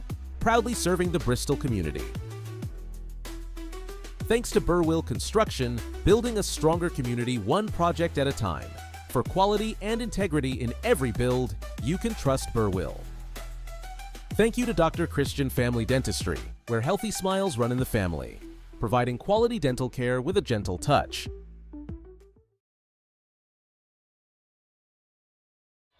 Welcome back to the Viking Sports Network. 4th and 14 for Tennessee High from their 22-yard line. Similar set that we've seen, but we'll see if they're going to pass out of it here. If I was a betting man, yeah, just straight drop back for Elliott. Looks like they're going to try to hit a fade route here. That's and interference. That's got to be thrown, I would think. My goodness gracious. Kind of pushing Landon Graham. He had really no shot at the ball. He had hands all over him, but they're not going to throw it. And the Trojans will take over on downs. Yeah, that, from my vantage point, that was even though the defender did try to turn his head at the end, had made contact in between and did not give the receiver an opportunity to come back to catch that ball. It looked like textbook pass interference from here, but it is going to go for naught, and that's going to be a turnover on downs. Tennessee High giving the ball back to Morristown West.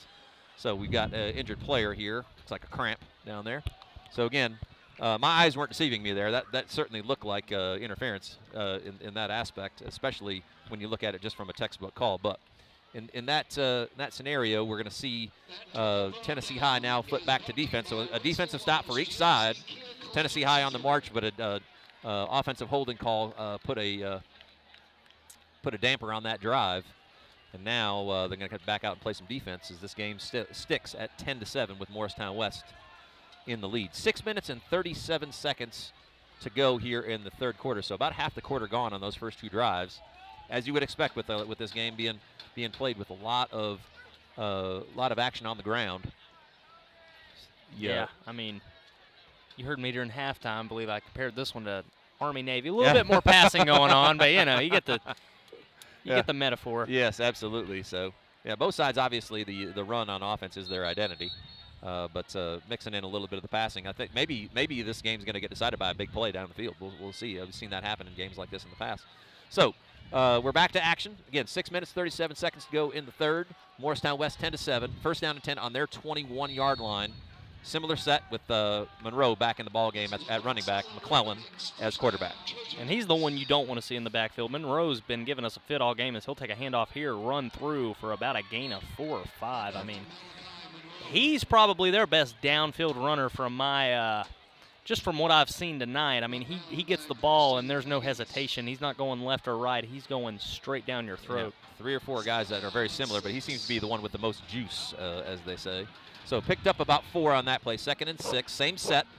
2 wides to the right-hand side, 1 to the left. Kind of rolled Trent back in the middle, dropping down. Dane Music here, try to get a little bit kind of missed in the gaps there, and Monroe had a lot of room to run, but as we've said previously, he's probably not going to be a guy that kills you with much speed. He made a move in the hole, kind of made our linebackers crash down a little bit. He hit the edge for about a gain of 11 or 12, but could have been a lot worse. Yeah, he's looking for contact, that's for sure. So first down and 10 on the 41-yard line after that run by Monroe. He's replaced by Richards on first down.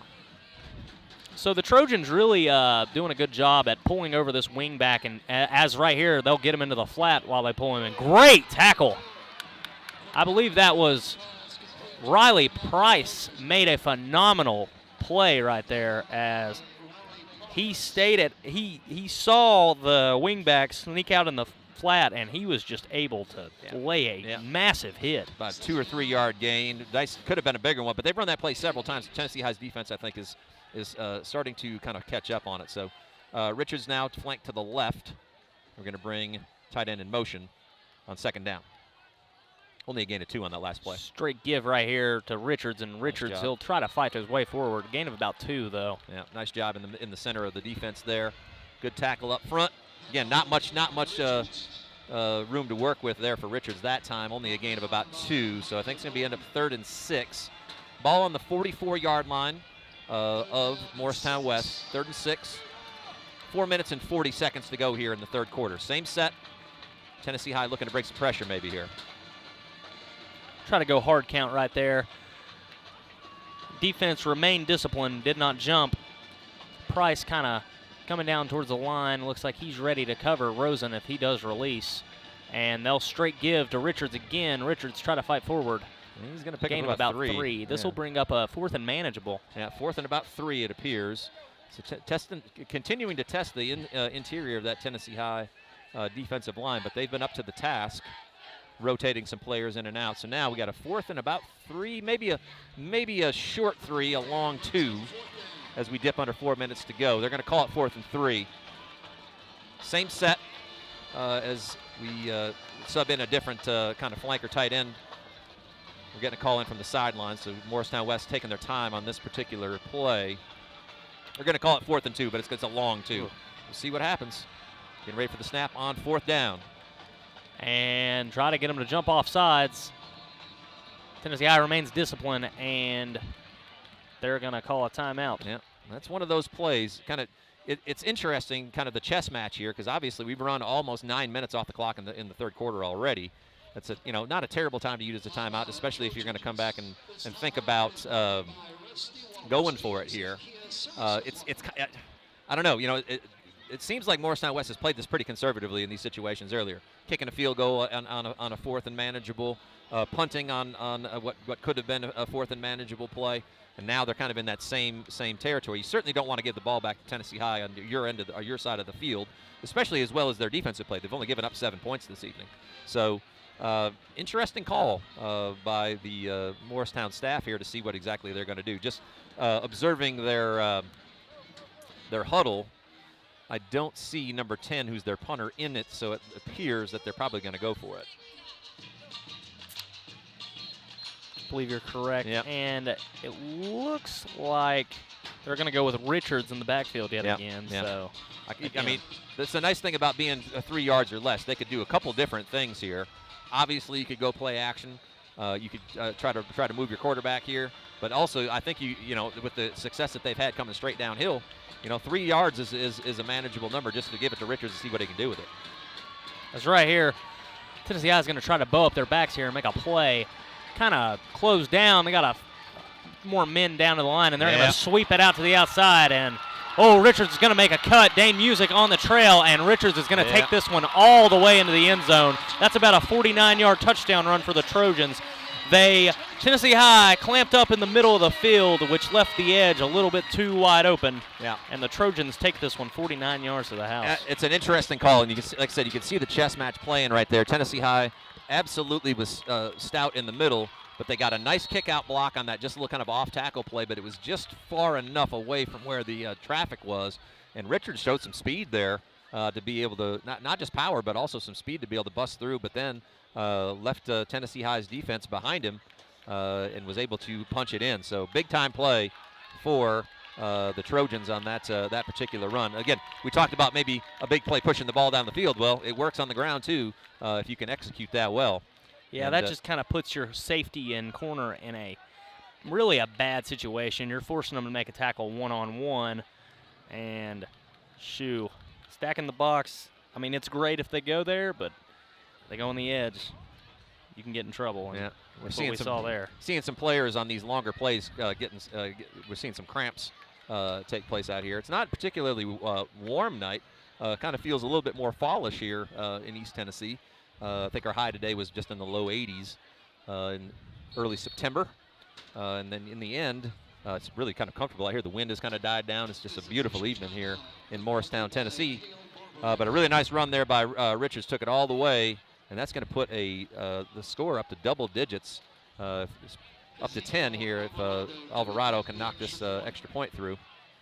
See if he will pin this one back on the windshield of the Tundra.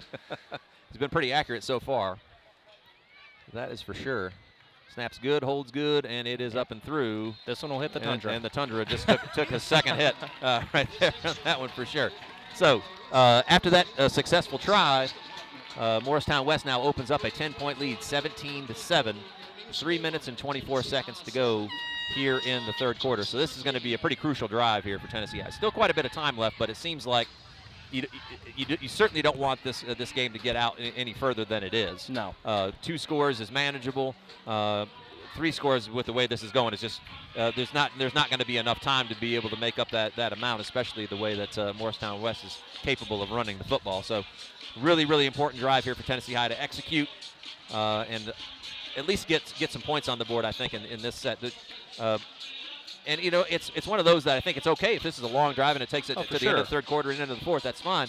But there just has to be points at the end of it for Tennessee High to stay in this ball game. Because I think Morristown West, the constant sort of pounding of the football at you, they don't care. It'll weigh, yeah. Eventually you're going to give up probably a longer run, right. And that just happened there. But luckily 10 points is a lot more manageable than, say, 14. Yes. That holding them to a field goal earlier in the game could prove to be crucial down the stretch here. It's a big play. So it looks like Barrett Harklerode is deep for Tennessee High here, flanked by Price and Dowdell.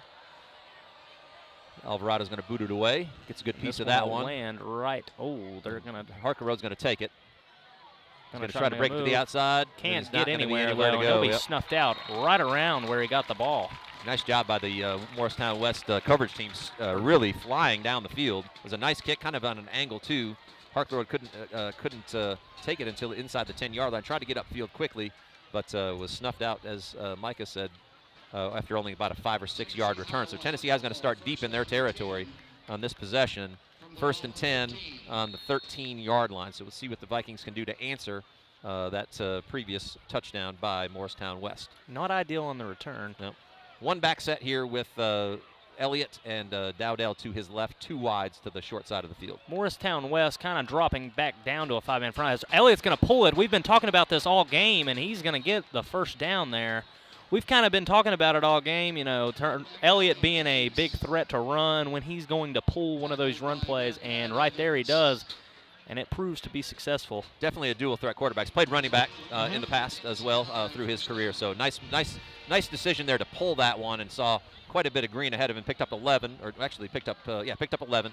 So 1st down and 10 for Tennessee High in the 24. Same set with Dowdell now to the right. A quick jet to Riley Price here, and Riley Price is met by the defensive end of Morristown West.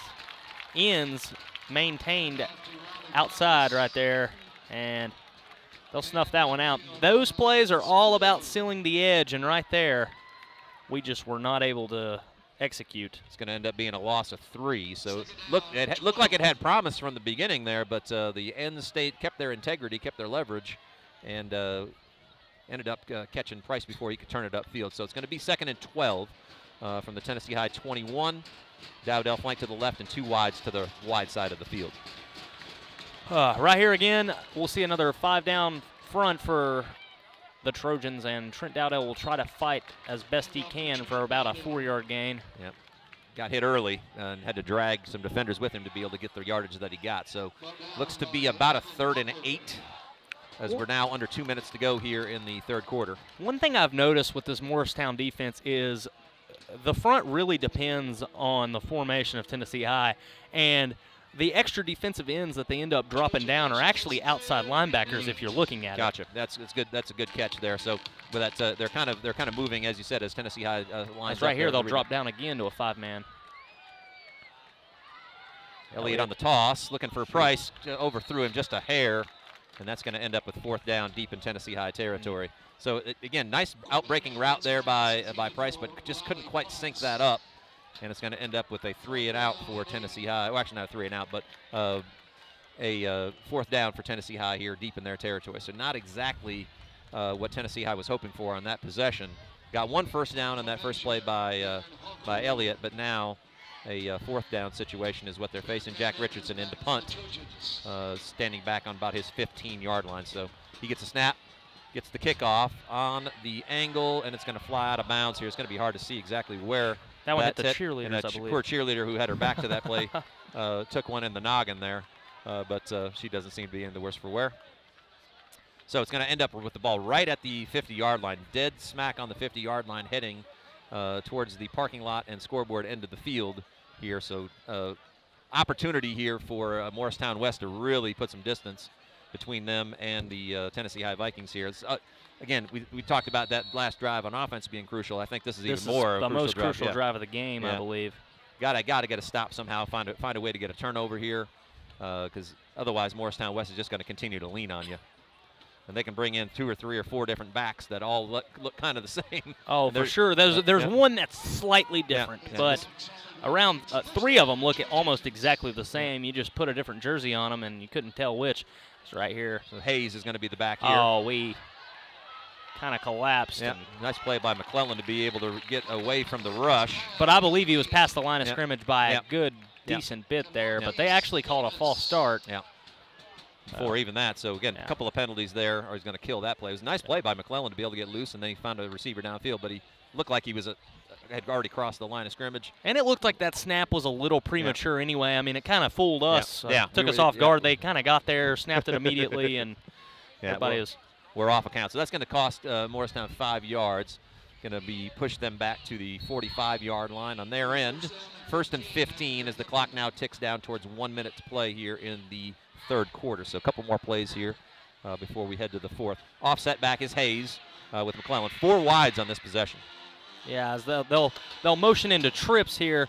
McClellan's going to keep this read option, and he's got a lot of room to run. He's down the sideline, forced out of bounds by Trent Dowdell. That's a massive gain for the Trojans, and that's what you don't like to see on a drive like this. Picked up about 30 on that play, and he fooled me because my eyes were on Hayes heading off tackle, but a really nice piece of ball handling there by McClellan. He snuck out the backside there, and there wasn't anybody home. No ends crashed down, and you're a quarterback player as a defensive end, and if you give outside, contain up, they're going to hit you for a big one, and we've seen that on back-to-back drives. So 1st and 10 from the ball on the 25-yard line. 48 seconds to go here in the third. Snap back. Hayes goes up the middle.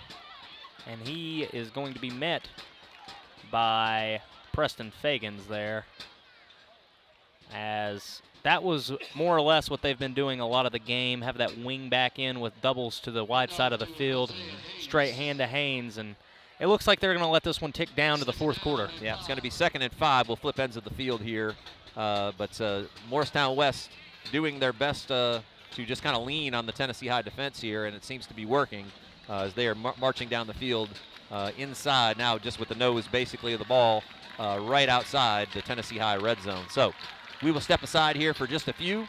We'll come back here and get you a quick quarter update, and then also take a look at what's going to happen here in the fourth quarter between Tennessee High and Morristown West. We'll be back here shortly.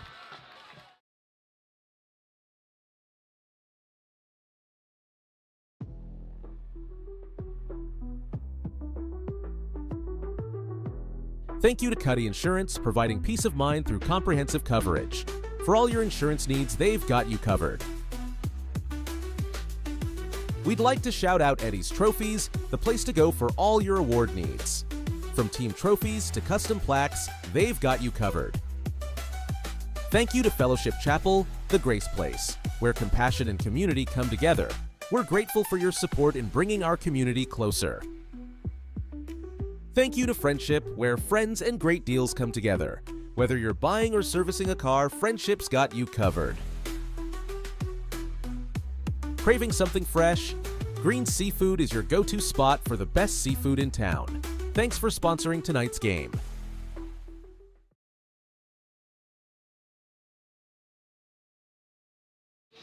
Welcome back to the Viking Sports Network. Quick quarter recap brought to you by UPM Pharmaceuticals. The recap's going to be pretty short because it was pretty well dominated by Morristown West this entire quarter. 7 points on their behalf, but they essentially dominated up and down the field offensively. Tennessee High offensively not much to answer for, unfortunately, in that quarter. So we're getting ready here for 2nd and 5. Ball on the 20-yard line.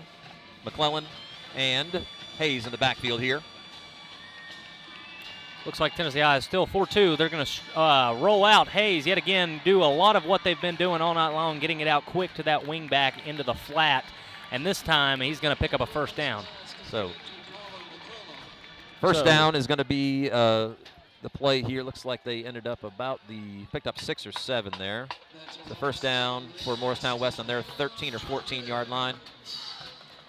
Nice play there. Like I said, swung the wing back out and just hit him. Let him get upfield, and that was it.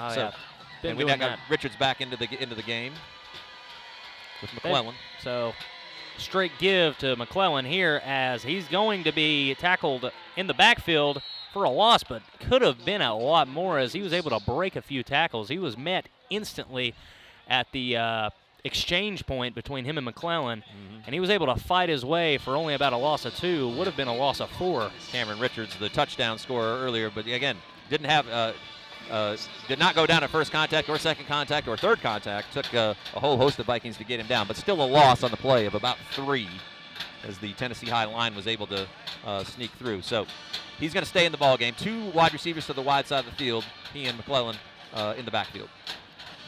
So again, movement in the backfield. Yep. Richards was a little too excited to get the ball there. Yeah. Tennessee High got away with one of those earlier, and this time the referee saw it and was able to catch him. So, and Richards knew it as soon as it happened. He was a little too, a little too anxious to get the ball there. Was coming downhill, but it's going to cost his team 5. So, in the last play, lost 3, and now we've got a 5-yard penalty. So, Morristown West going to find themselves at 2nd and 18 here. Now back outside the red zone at the 22.5-yard line. Just under 11 minutes to go here in the 4th quarter. So, look like they're going to same set. They're going to stick with it. We'll see if they decide to run it downhill, if they can actually put it in the air here. This has kind of been their bread and butter all game. You know, they got the wing back with doubles, back trailing McClellan as they're going to play action from McClellan, and they'll hit the flat yet again with that wing back. And, you know, it's like we've been saying all game, that wing back has been kicking out the edge, and when he's not kicking out the edge, he's releasing into the flat. So it's really a cat and mouse game at that point as to what he's going to do, but they've called the same group of plays time after time again. It's just a matter of, can we stop it? Been successful. Picked up the penalty and the lost yardage there, so we're going to see 3rd and 10 from the 14-yard line. See what Tennessee High does here defensively. Same set, the 2 wides to the short side of the field. Yep, same set again, this time with that wing lined up into the doubles formation. Straight drop back, they're looking to go backside. McClellan going for a post. Shoo, that thing was bobbled multiple times, but it falls incomplete. Nice job there by Landon Graham, undercutting that. Had an opportunity to maybe pick that off, but then and then Price got a hand on it, and then the intended receiver got a hand on it, and then it fell harmlessly to the turf. So not a bad throw by McClellan to get it in between double coverage. And he had plenty of time. Tennessee High playing more of a coverage there. Only rushing, looked like rushing 3 up front. And this is going to end up with a Alvarado field goal attempt of about 31 or 32 yards here. He's been pretty much automatic this evening. So this was probably the best case if they were going to score, but that one will straight sneak through. right through. Yeah, Alvarado's been pretty impressive this evening. The owner of the Toyota Tundra in the parking lot probably not super happy with him, but there he's this time that one was to the net side. That was to the net side, to the band side of the field. So, but field goal's good, and that's going to push the lead out to 13. But as you said, Micah, that's a solid point. Doesn't really change the calculus at all. Right? No. Adds on to that fact to where now we got a 13-point lead. So Tennessee High would need 2 scores and 2 extra points to be able to overtake. But again, not the worst case scenario there in that aspect, but we're down to 10 minutes and 22 seconds left in the ball game. So we keep saying this, but I think it's definitely the case. This drive now, offensively, you got to get points. You got to get points here. You got to get something here. Yeah, something. It doesn't necessarily have to be. It probably has to be 7 at this point. At this point, you need to get it, at least punch it into the end zone. So we'll see what Tennessee High can do, because the Morristown West defense has been stout all evening. That one drive that Tennessee High had went straight down the field, found some creases in the sort of interior of the Morristown West defense, but haven't really been able to replicate that. Long kickoff by Alvarado is going to be blowing this one dead. It looks like they might have had a false or a this might work. A false start on the kicking team. Might work to Tennessee High's advantage, pushing this back 5 yards. Maybe give Harker a little bit more time to be able to get upfield after receiving it. Yep, offside. Offsides on the kicking team. So that's going to push them back 5 yards. They can kick from the 35. Didn't know if one ran before the whistle or not, but Alvarado's got a good leg, but this is going to push this up to where if Tennessee High can get a wall set, Harker Road might have a chance to be able to get upfield and get us pretty good field position to start here. So we're going to re-kick. Alvarado lines her up. Again, Harker Road, Price, and Dowdell are your deep backs. See if he chooses to try to go long with this or if he tries to angle it. Looks like he's going to kick straight through it, and he is. And this is a really returnable kick here for Harker Road. Straight to Harker Road, yep. He's going to have a good head start. He's going to have a nice little to the left, cuts through, up the field. He breaks a couple tackles. He's got man. Yep. Nice job. Harker Road with some sort of nifty footwork there to the sideline, and as we said, that really made a difference in terms of having a little bit more room to work. And this is going to be a really nice starting field position for Tennessee High as Harker Road can push it all the way up to Tennessee High's 45-yard line. So just what the doctor ordered there as far as starting field position. Put a little juice back into the Tennessee High offense. We'll see what they decide to do with it here. Jack Richardson in at quarterback. See maybe more of a passing style offense with 4 wides here, 3 to the wide side. Right here, it's just going to be a straight give to Dowdell, and Dowdell is going to power his way forward, get a little spin. Gain of about 6 or 7 there. Positive first down play there. Dowdell picks up about 7. So we'll see if Tennessee High is going to mix it up. Richardson's going to stay in the game. He's trying to move a little bit quicker here, getting the play out. Yeah, we're dipped under 10 minutes to go, so 9:45 here. Same set, Dowdell to the right and 3 wides to the wide side of the field. 3 down lineman for Morristown West as Richardson's going to roll to the wide side of the field. He's going to hit a quick out. Oh, man, that one just rolls off the chest of Landon Graham. Yeah, he tried to, I could see, just put his eyes upfield there, took a peek to see if he could, where the defender was, and let the ball slip through his fingers. A really accurate pass there by Richardson, put it right on his numbers. But the, it's one of those things that you're trying to you look downfield, yeah, trying to get those yak yards that run after the catch. And it's just that yards after. It just was unfortunate there because that would have been an easy first down just by the reception. So now we're at 3rd and 3, ball on the 48-yard line of Morristown West. Straight give to Dowdell downhill. He's going to try to make a cut, but Morristown is going to snuff him out, and this will bring up a 4th and 1 for the Vikings. And this is the ball game. Yeah, got to have it here. So they've got about a half a yard, maybe a full yard there. So it's going to be 4th and about 3. Understand the call there. You're trying to pick that short yardage up, or maybe just get it closer on the 4th down. But now you got a 4th and a long 2 for sure, as Elliott re-enters the game at quarterback.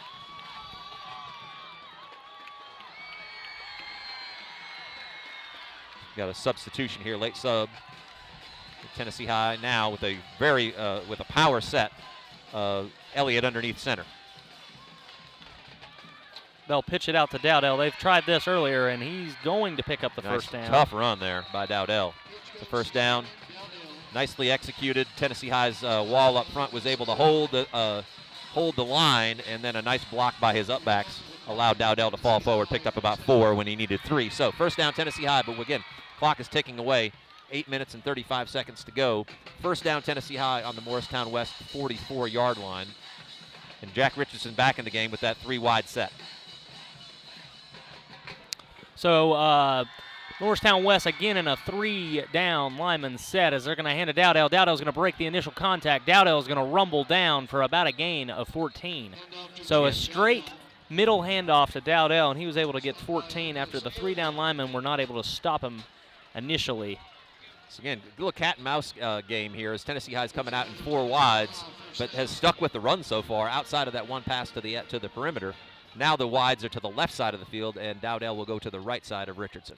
And it's becoming very clear that the front for Morristown West just depends on the formation for Tennessee High. Right there, they try to do the same play, and the Trojans were ready for it. So Dowdell stopped for basically no gain there. Under eight to go as we tick down towards 7:45. Tennessee High 2nd and 10 will be on the Morristown West 31-yard line. So got to hurry up here a little bit. Try to get some into the end zone with enough time left to be able to get a defensive stop. Richardson back with Dowdell. Same exact set with 3 wides to the right. I'd almost, the straight roll for Richardson. He's got a man. He just doesn't have enough time, and that one is lofted out of bounds. Good pressure there by the Morristown West front. Brought a couple guys on the blitz. Richardson was trying to roll right, but his path was obstructed. Did the right thing by just getting out the hash and throwing that away. There just wasn't anybody open there. This one almost certainly a passing down for the Vikings. Yeah, got to be. 3rd and 10 here with 7:24 left. So got to get at least something here to be able to make a 4th down play a little bit more manageable. So Richardson's going to stay in the game. Carter Smith in the game, as we see at running back. We're going to go a little bit more of a it's a single back set in this one. 3 wides to the right. Straight drop. Straight drop back. He's looking down to this side. He's got a man open. He hits him. Nice play. Nice play. Bo Utzman was able to work his way up the field, and nobody went with him. He was able to pick up the first down. So a couple of freshmen actually making a few big plays right there. Carter Smith able to block the rushing in, and Utzman able to pick up the first down for the Vikings. Richardson kept his composure, moved to his right. Probably could have run for a little ways there, but decided to hit it downfield. Nice gain there. Great ball, too. Yep, of about 15 yards on that play, a little bit less than that. So 1st and 10, Tennessee High on the 15-yard line. Same set, wide to the left. Straight roll left. Looks like they're trying to get a wheel route to Price, and he'll throw this one out of bounds. Really nothing there for Richardson. Good job by Richardson evading the pressure there. Took a hit, but was able to get rid of it. So, going to be 2nd and 10. Some substitutions for Tennessee High. Dowdell's going to come back into the ball game here. Richardson looks like he's going to stay in at quarterback. 7 minutes and 2 seconds after the stoppage off that incomplete pass. 2nd and 10 on on Morristown West 15-yard line. So again, Tennessee High looking to get a score on the board here with enough time. They still have 2 timeouts as well. So again, crucial set of downs. We're going to go for a handoff here on this play. There's nothing going for him there, as Victory has been an absolute beast in the middle all night long. Not really been able to get much on him when he's been in the game. Just about unblockable there in the middle, and I did notice that in the time that the possession that Tennessee High wasn't having all that success moving the ball down the field on the Victory rush. was not in. He was not in the ball game because he plays both directions. He plays right tackle on offense, but since he's been in the game, there's just been nothing going in the middle of that rush. So Tennessee High back to a 2-back set. Carter Smith and Dowdell 2 wides. Trade over Preston Fagans. They have that 5 down front yet again for the Trojans, and Carter Smith will be a lead blocker for Dowdell. Dowdell trying to get the edge. So a lot of that stretch run action that they're trying to get on the Trojans when they go to that 5-man front, and had a lot of success there. This will bring up a 4th and very manageable yet again. Yeah, Dowdell got around the corner and picked up about 8, it appears. So it's going to be about 4th and about 2. So a couple of substitutions here, a little bit larger lineup coming in. 4th and 2 here for Tennessee High from the 8-yard line. Actually, probably closer to the 6-yard line, it appears. So again, opportunity still to get a first down to keep this drive alive. We're going to go power with Norton, Fagans, and Dowdell in the backfield. Shoot, they got a lot of beef up. Oh, that's not good. And this false start will set them back significantly. Yeah, so it's going to be a false start up front.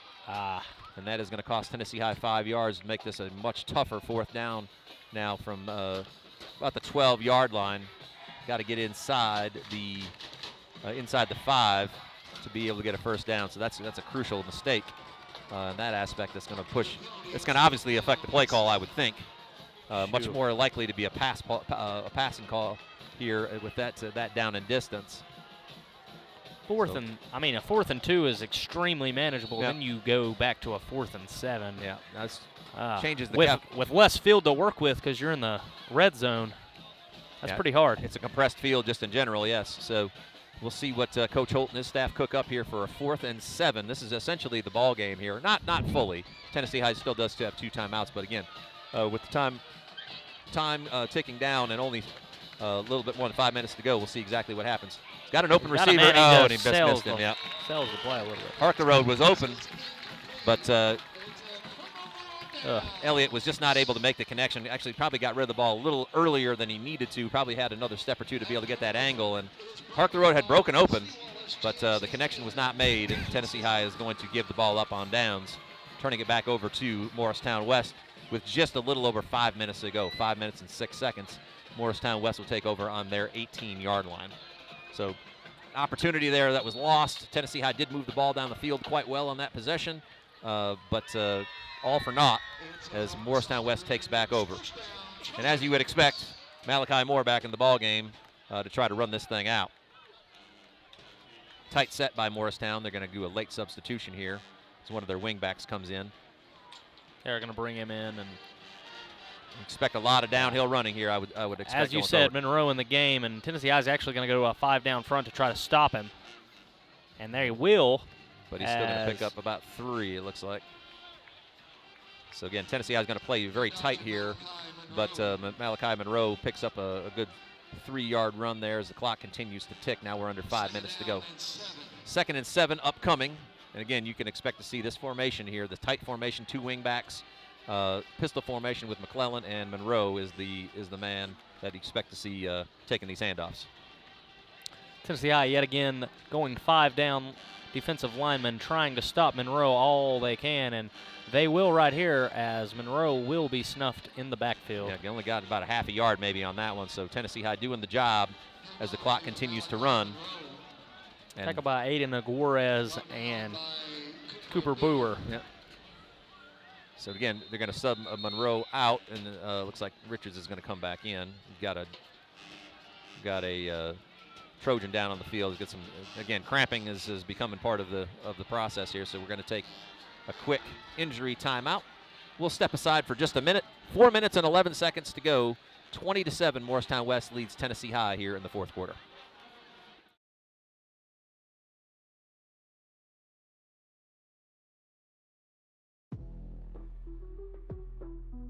Big thanks to H. Johnson Pharmacy, your neighborhood pharmacy, caring for our community one prescription at a time. Stop by and see them for personalized service you can trust. We'd like to thank Janie's Place, where home-cooked meals meet friendly service. Swing by for lunch and enjoy a meal that feels like home. Welcome to Moe's. Thanks to Moe's for their support, serving up fresh, flavorful Tex-Mex with a smile. Stop by for a burrito or taco packed just the way you like it.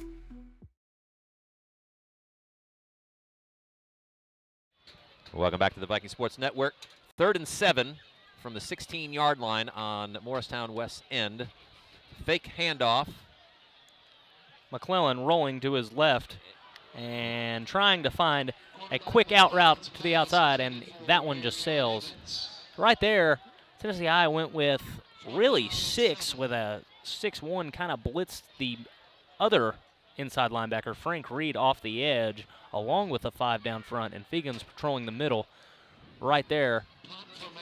That one will bring up 4th down. Only a little bit more than a minute off the clock there in that possession. And again, that incomplete pass allowed Tennessee High to keep both of their timeouts. So not a whole lot happening for Morristown West on that drive. Tennessee High looks to be able to get decent field position here off this punt. Right there, that's a shank. That's a yep. shank. Yep. That one will go out of bounds. Outside. Yes. Tennessee High is going to get field position probably right around their 30-yard line.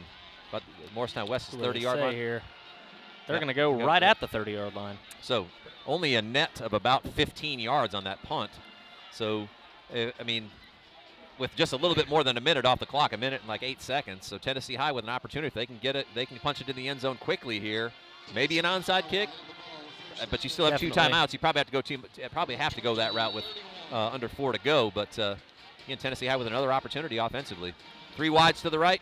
Plumbar in the ball game alongside Jack Richardson at quarterback. Been a minute since Plumbar's been checking in the game. I think he had some of that cramping issue going on, and Richardson's going to drop back. He's going to take a shot to Harkle Road, and he does not have it. That one will sail almost into the parking lot. Harkle Road double covered, and probably if he was going to make that play, tried to put it in a spot where only his guy could get it.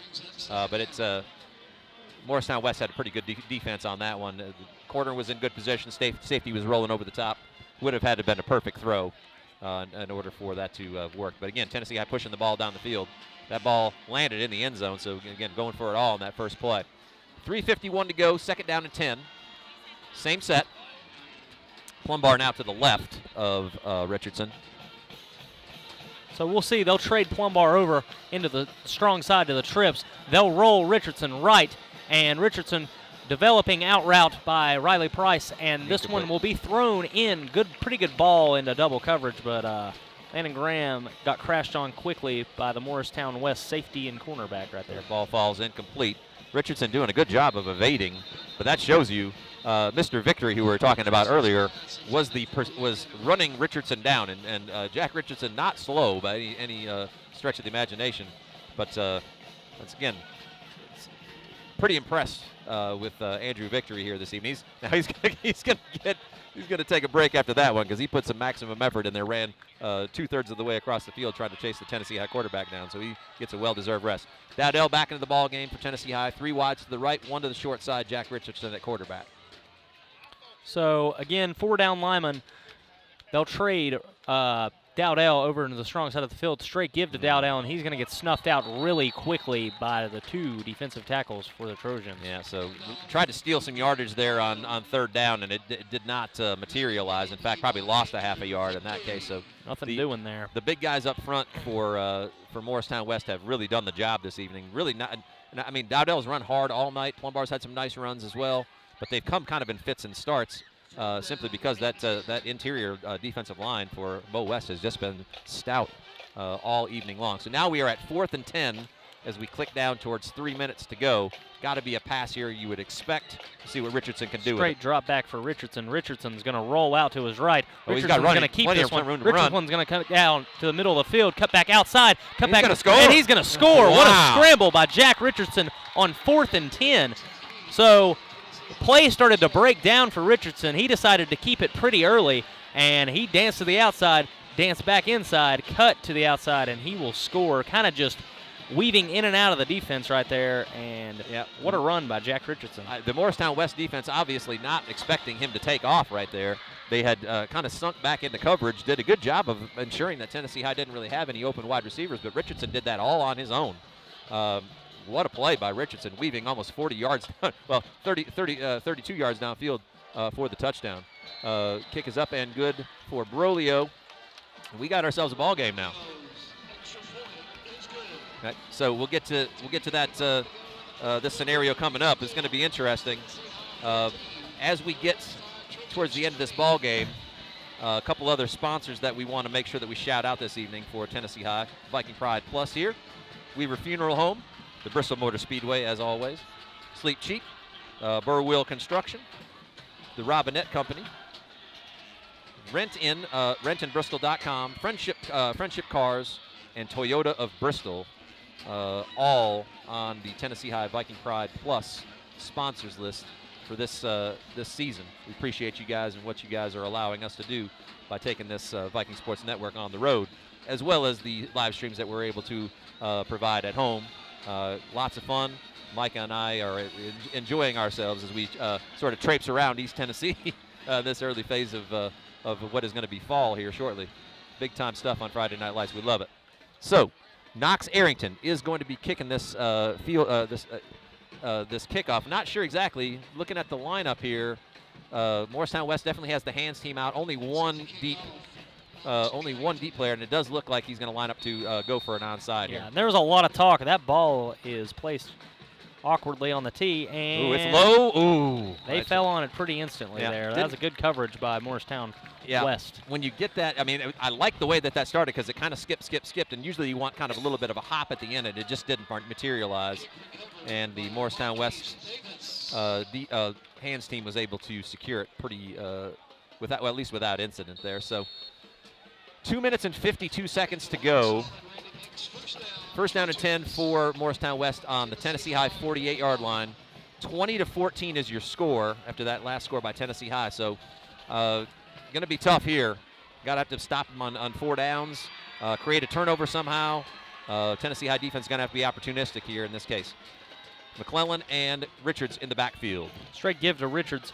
He's going to bust through, and he's going to pick up the first, and that is not a good circumstance what you wanted there. to start with there. So that really puts Tennessee High in a bind now.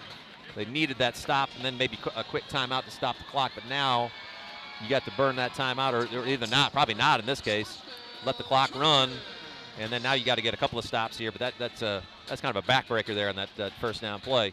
Be able to run up, just straight give up through the middle. And the Tennessee High defense, I think, just maybe an accumulation of the entire night. I mean, it's just a lot of downhill running at you. Hard to shed those blocks this late in the game. And another first down could almost certainly win this game for the Trojans. Yeah. So McClellan back in the back with Richards, letting the play clock run down here as we tick towards 2 minutes. And now they're going to call a timeout. So again, the Morristown with the luxury, although their head coach is not happy, he wanted to be able to get that play run with the clock running and be able to continue it forward. But it's going to stop the clock with 2 minutes and 11 seconds to play. And we'll step aside for just a minute here. Let these guys get set, and we'll be back to bring you the last 2 minutes and 11 seconds here on the Viking Sports Network.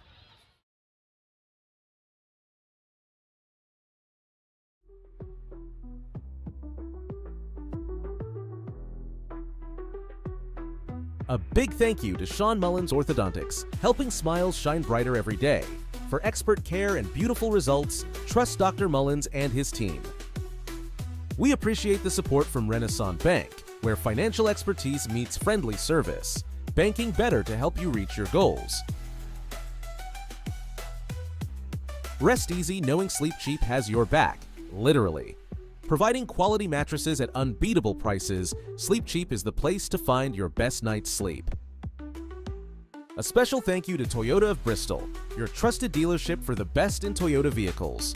Whether you're looking for a new ride or expert service, they've got you covered.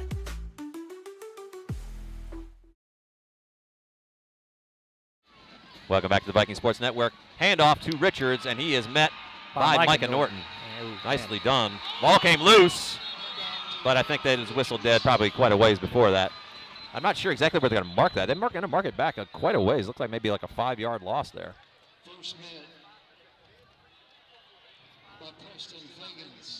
So the Cuddy Insurance touchdown by Jack Richardson has tightened this game to a 1-score game, 6 points separating the two.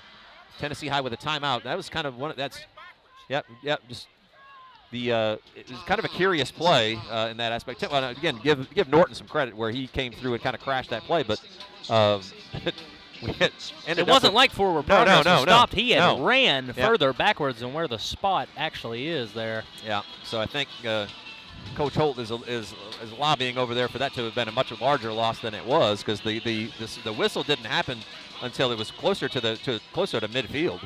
But they're going to give him forward progress all the way up to the 45-yard line. So anyway, going to be second and 15 when we get back to action with just a little under 2 minutes to go. The Tennessee High needs a couple of stops in the worst way here, with only, like I said, if you get a stop on second down, call a timeout. Get a stop on third down. Gosh, they can still run this clock down to close to a minute. For sure. Yeah. I mean, yeah. And still, Morristown West does still have a timeout, so they could actually run it down, call a timeout before they punt it if it came down to that. So we'll see what Tennessee High can do. That was a big play there, though, to be able to keep him in the game. 5-yard loss on on first down. So second and 15 now from the 45-yard line. Tennessee High side of the field. Same set with Richards deep. so they're going to go straight handoff to Richards. Or no, they're going to go play action, and that one had me fooled as Turner Elliott is going to take down McClellan, a little quarterback on quarterback action there. Yeah. And we covered that one excellently down the field, and McClellan was able to gain 2, but that's not a lot as we're going to take our final timeout here. A really nice job there by Turner Elliott, who actually was able to really kind of cover 2 people by himself. He was kind of sat in the lap of the tight end as he was trying to get downfield, and then once McClellan broke upfield, he was able to peel off and make that tackle. So really nice play there by Elliott, who's going to force a 3rd and 13. So I kind of wonder what Tennessee High is going to do here. You'd be a little bit. You'd be a little bit apt to maybe play coverage here, but at the same point in time, you want to make sure that you get this ball out of McClellan's hands so that you don't get an opportunity to get a first down. Again, you don't want to bring too much pressure, though, and let him escape. So because he showed on that one sideline run that he can get up and down the field, long, lanky fellow. So we'll see what happens. But again, Tennessee High, the last 2 plays, have put themselves in position. Now they're out of timeouts. Minute and 50 seconds to go on the clock. 3rd and 13 from Tennessee High's. It's like 43-yard line, 42 and a half, maybe 42-yard line. So we'll see what they've got cooked up. Is Tennessee High going to be super aggressive defensively, or are they just going to try to play coverage and make him throw it underneath? We'll see what happens. I wonder the same for Morristown West. Are they going to play super aggressive, try to hit something down the field here, or are they going to hand it to Richards? As they're going to drop back. They look like they're going a screen, and nobody's there. Nobody's there, and that's going to be the ball game. That's the ball game right there. Yeah. Opportunity. A couple of missed opportunities. A really nice call. I'll give Morristown West credit. That's a really nice call in that situation, because you know that the Tennessee High defense is going to be coming after you.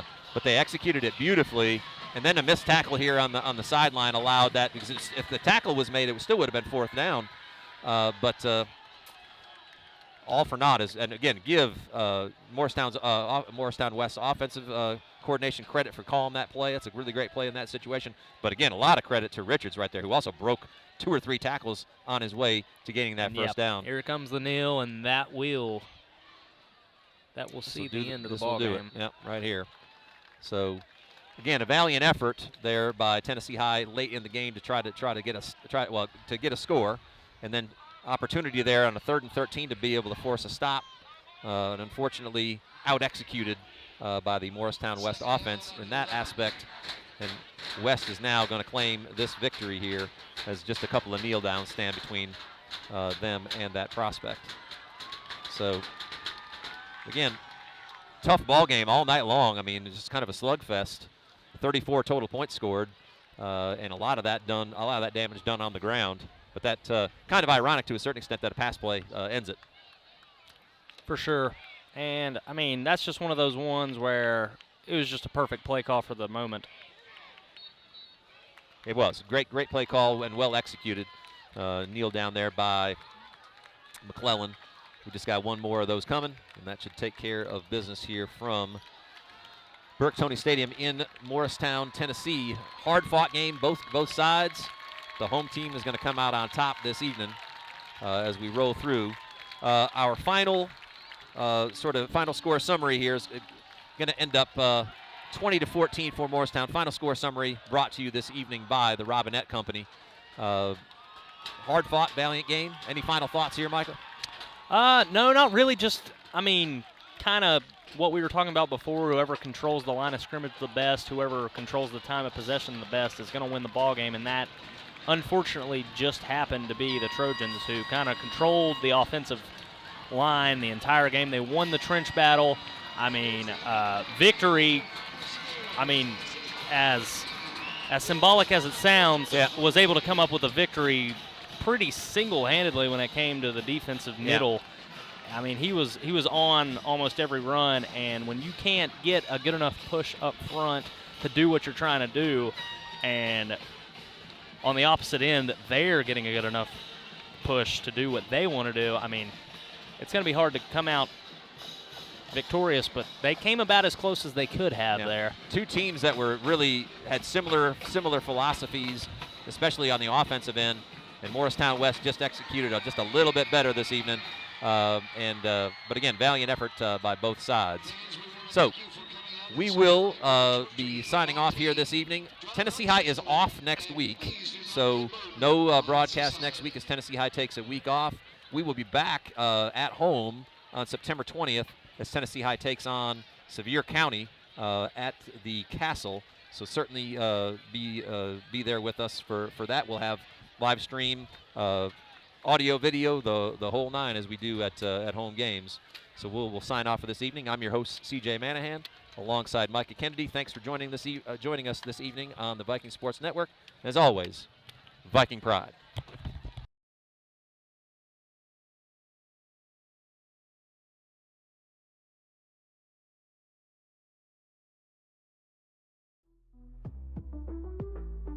A huge thank you to UPM Pharmaceuticals, advancing health and wellness through cutting-edge pharmaceutical solutions.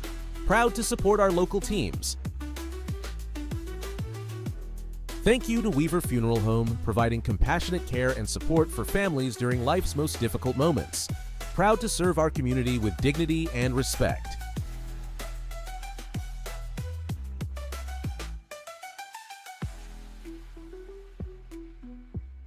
Thank you to Webb Dentistry, where a healthy smile is just the beginning. Schedule your appointment today and experience top-notch dental care. Thanks to Westfall Orthodontics for supporting tonight's game, creating confident smiles with expert orthodontic care. Trust Westfall to bring out your best smile. New to Bristol or looking for a place to live in Bristol? Look no further than rentinbristol.com. A rental business started locally in Bristol in 2012. Rentinbristol.com has many properties to choose from in Bristol, Tennessee and Bristol, Virginia. From single-family houses to apartments and townhomes, rentinbristol.com has a property to meet your rental needs. Visit rentinbristol.com today to find your next rental home. The Robinette Company in Bristol, Tennessee offers good jobs, competitive pay, great benefits, and a sanitary work environment. Join our progressive team in ultra-modern facilities and be part of a vital company in the flexible packaging industry. Participate proudly in the manufacture of packaging for leading American products such as Moon Pie, Royal Oak Charcoal, Pillsbury, King Arthur Flour, Great Value, Food Club, and many others. The Robinette Company. Apply at therobinettecompany.com, an equal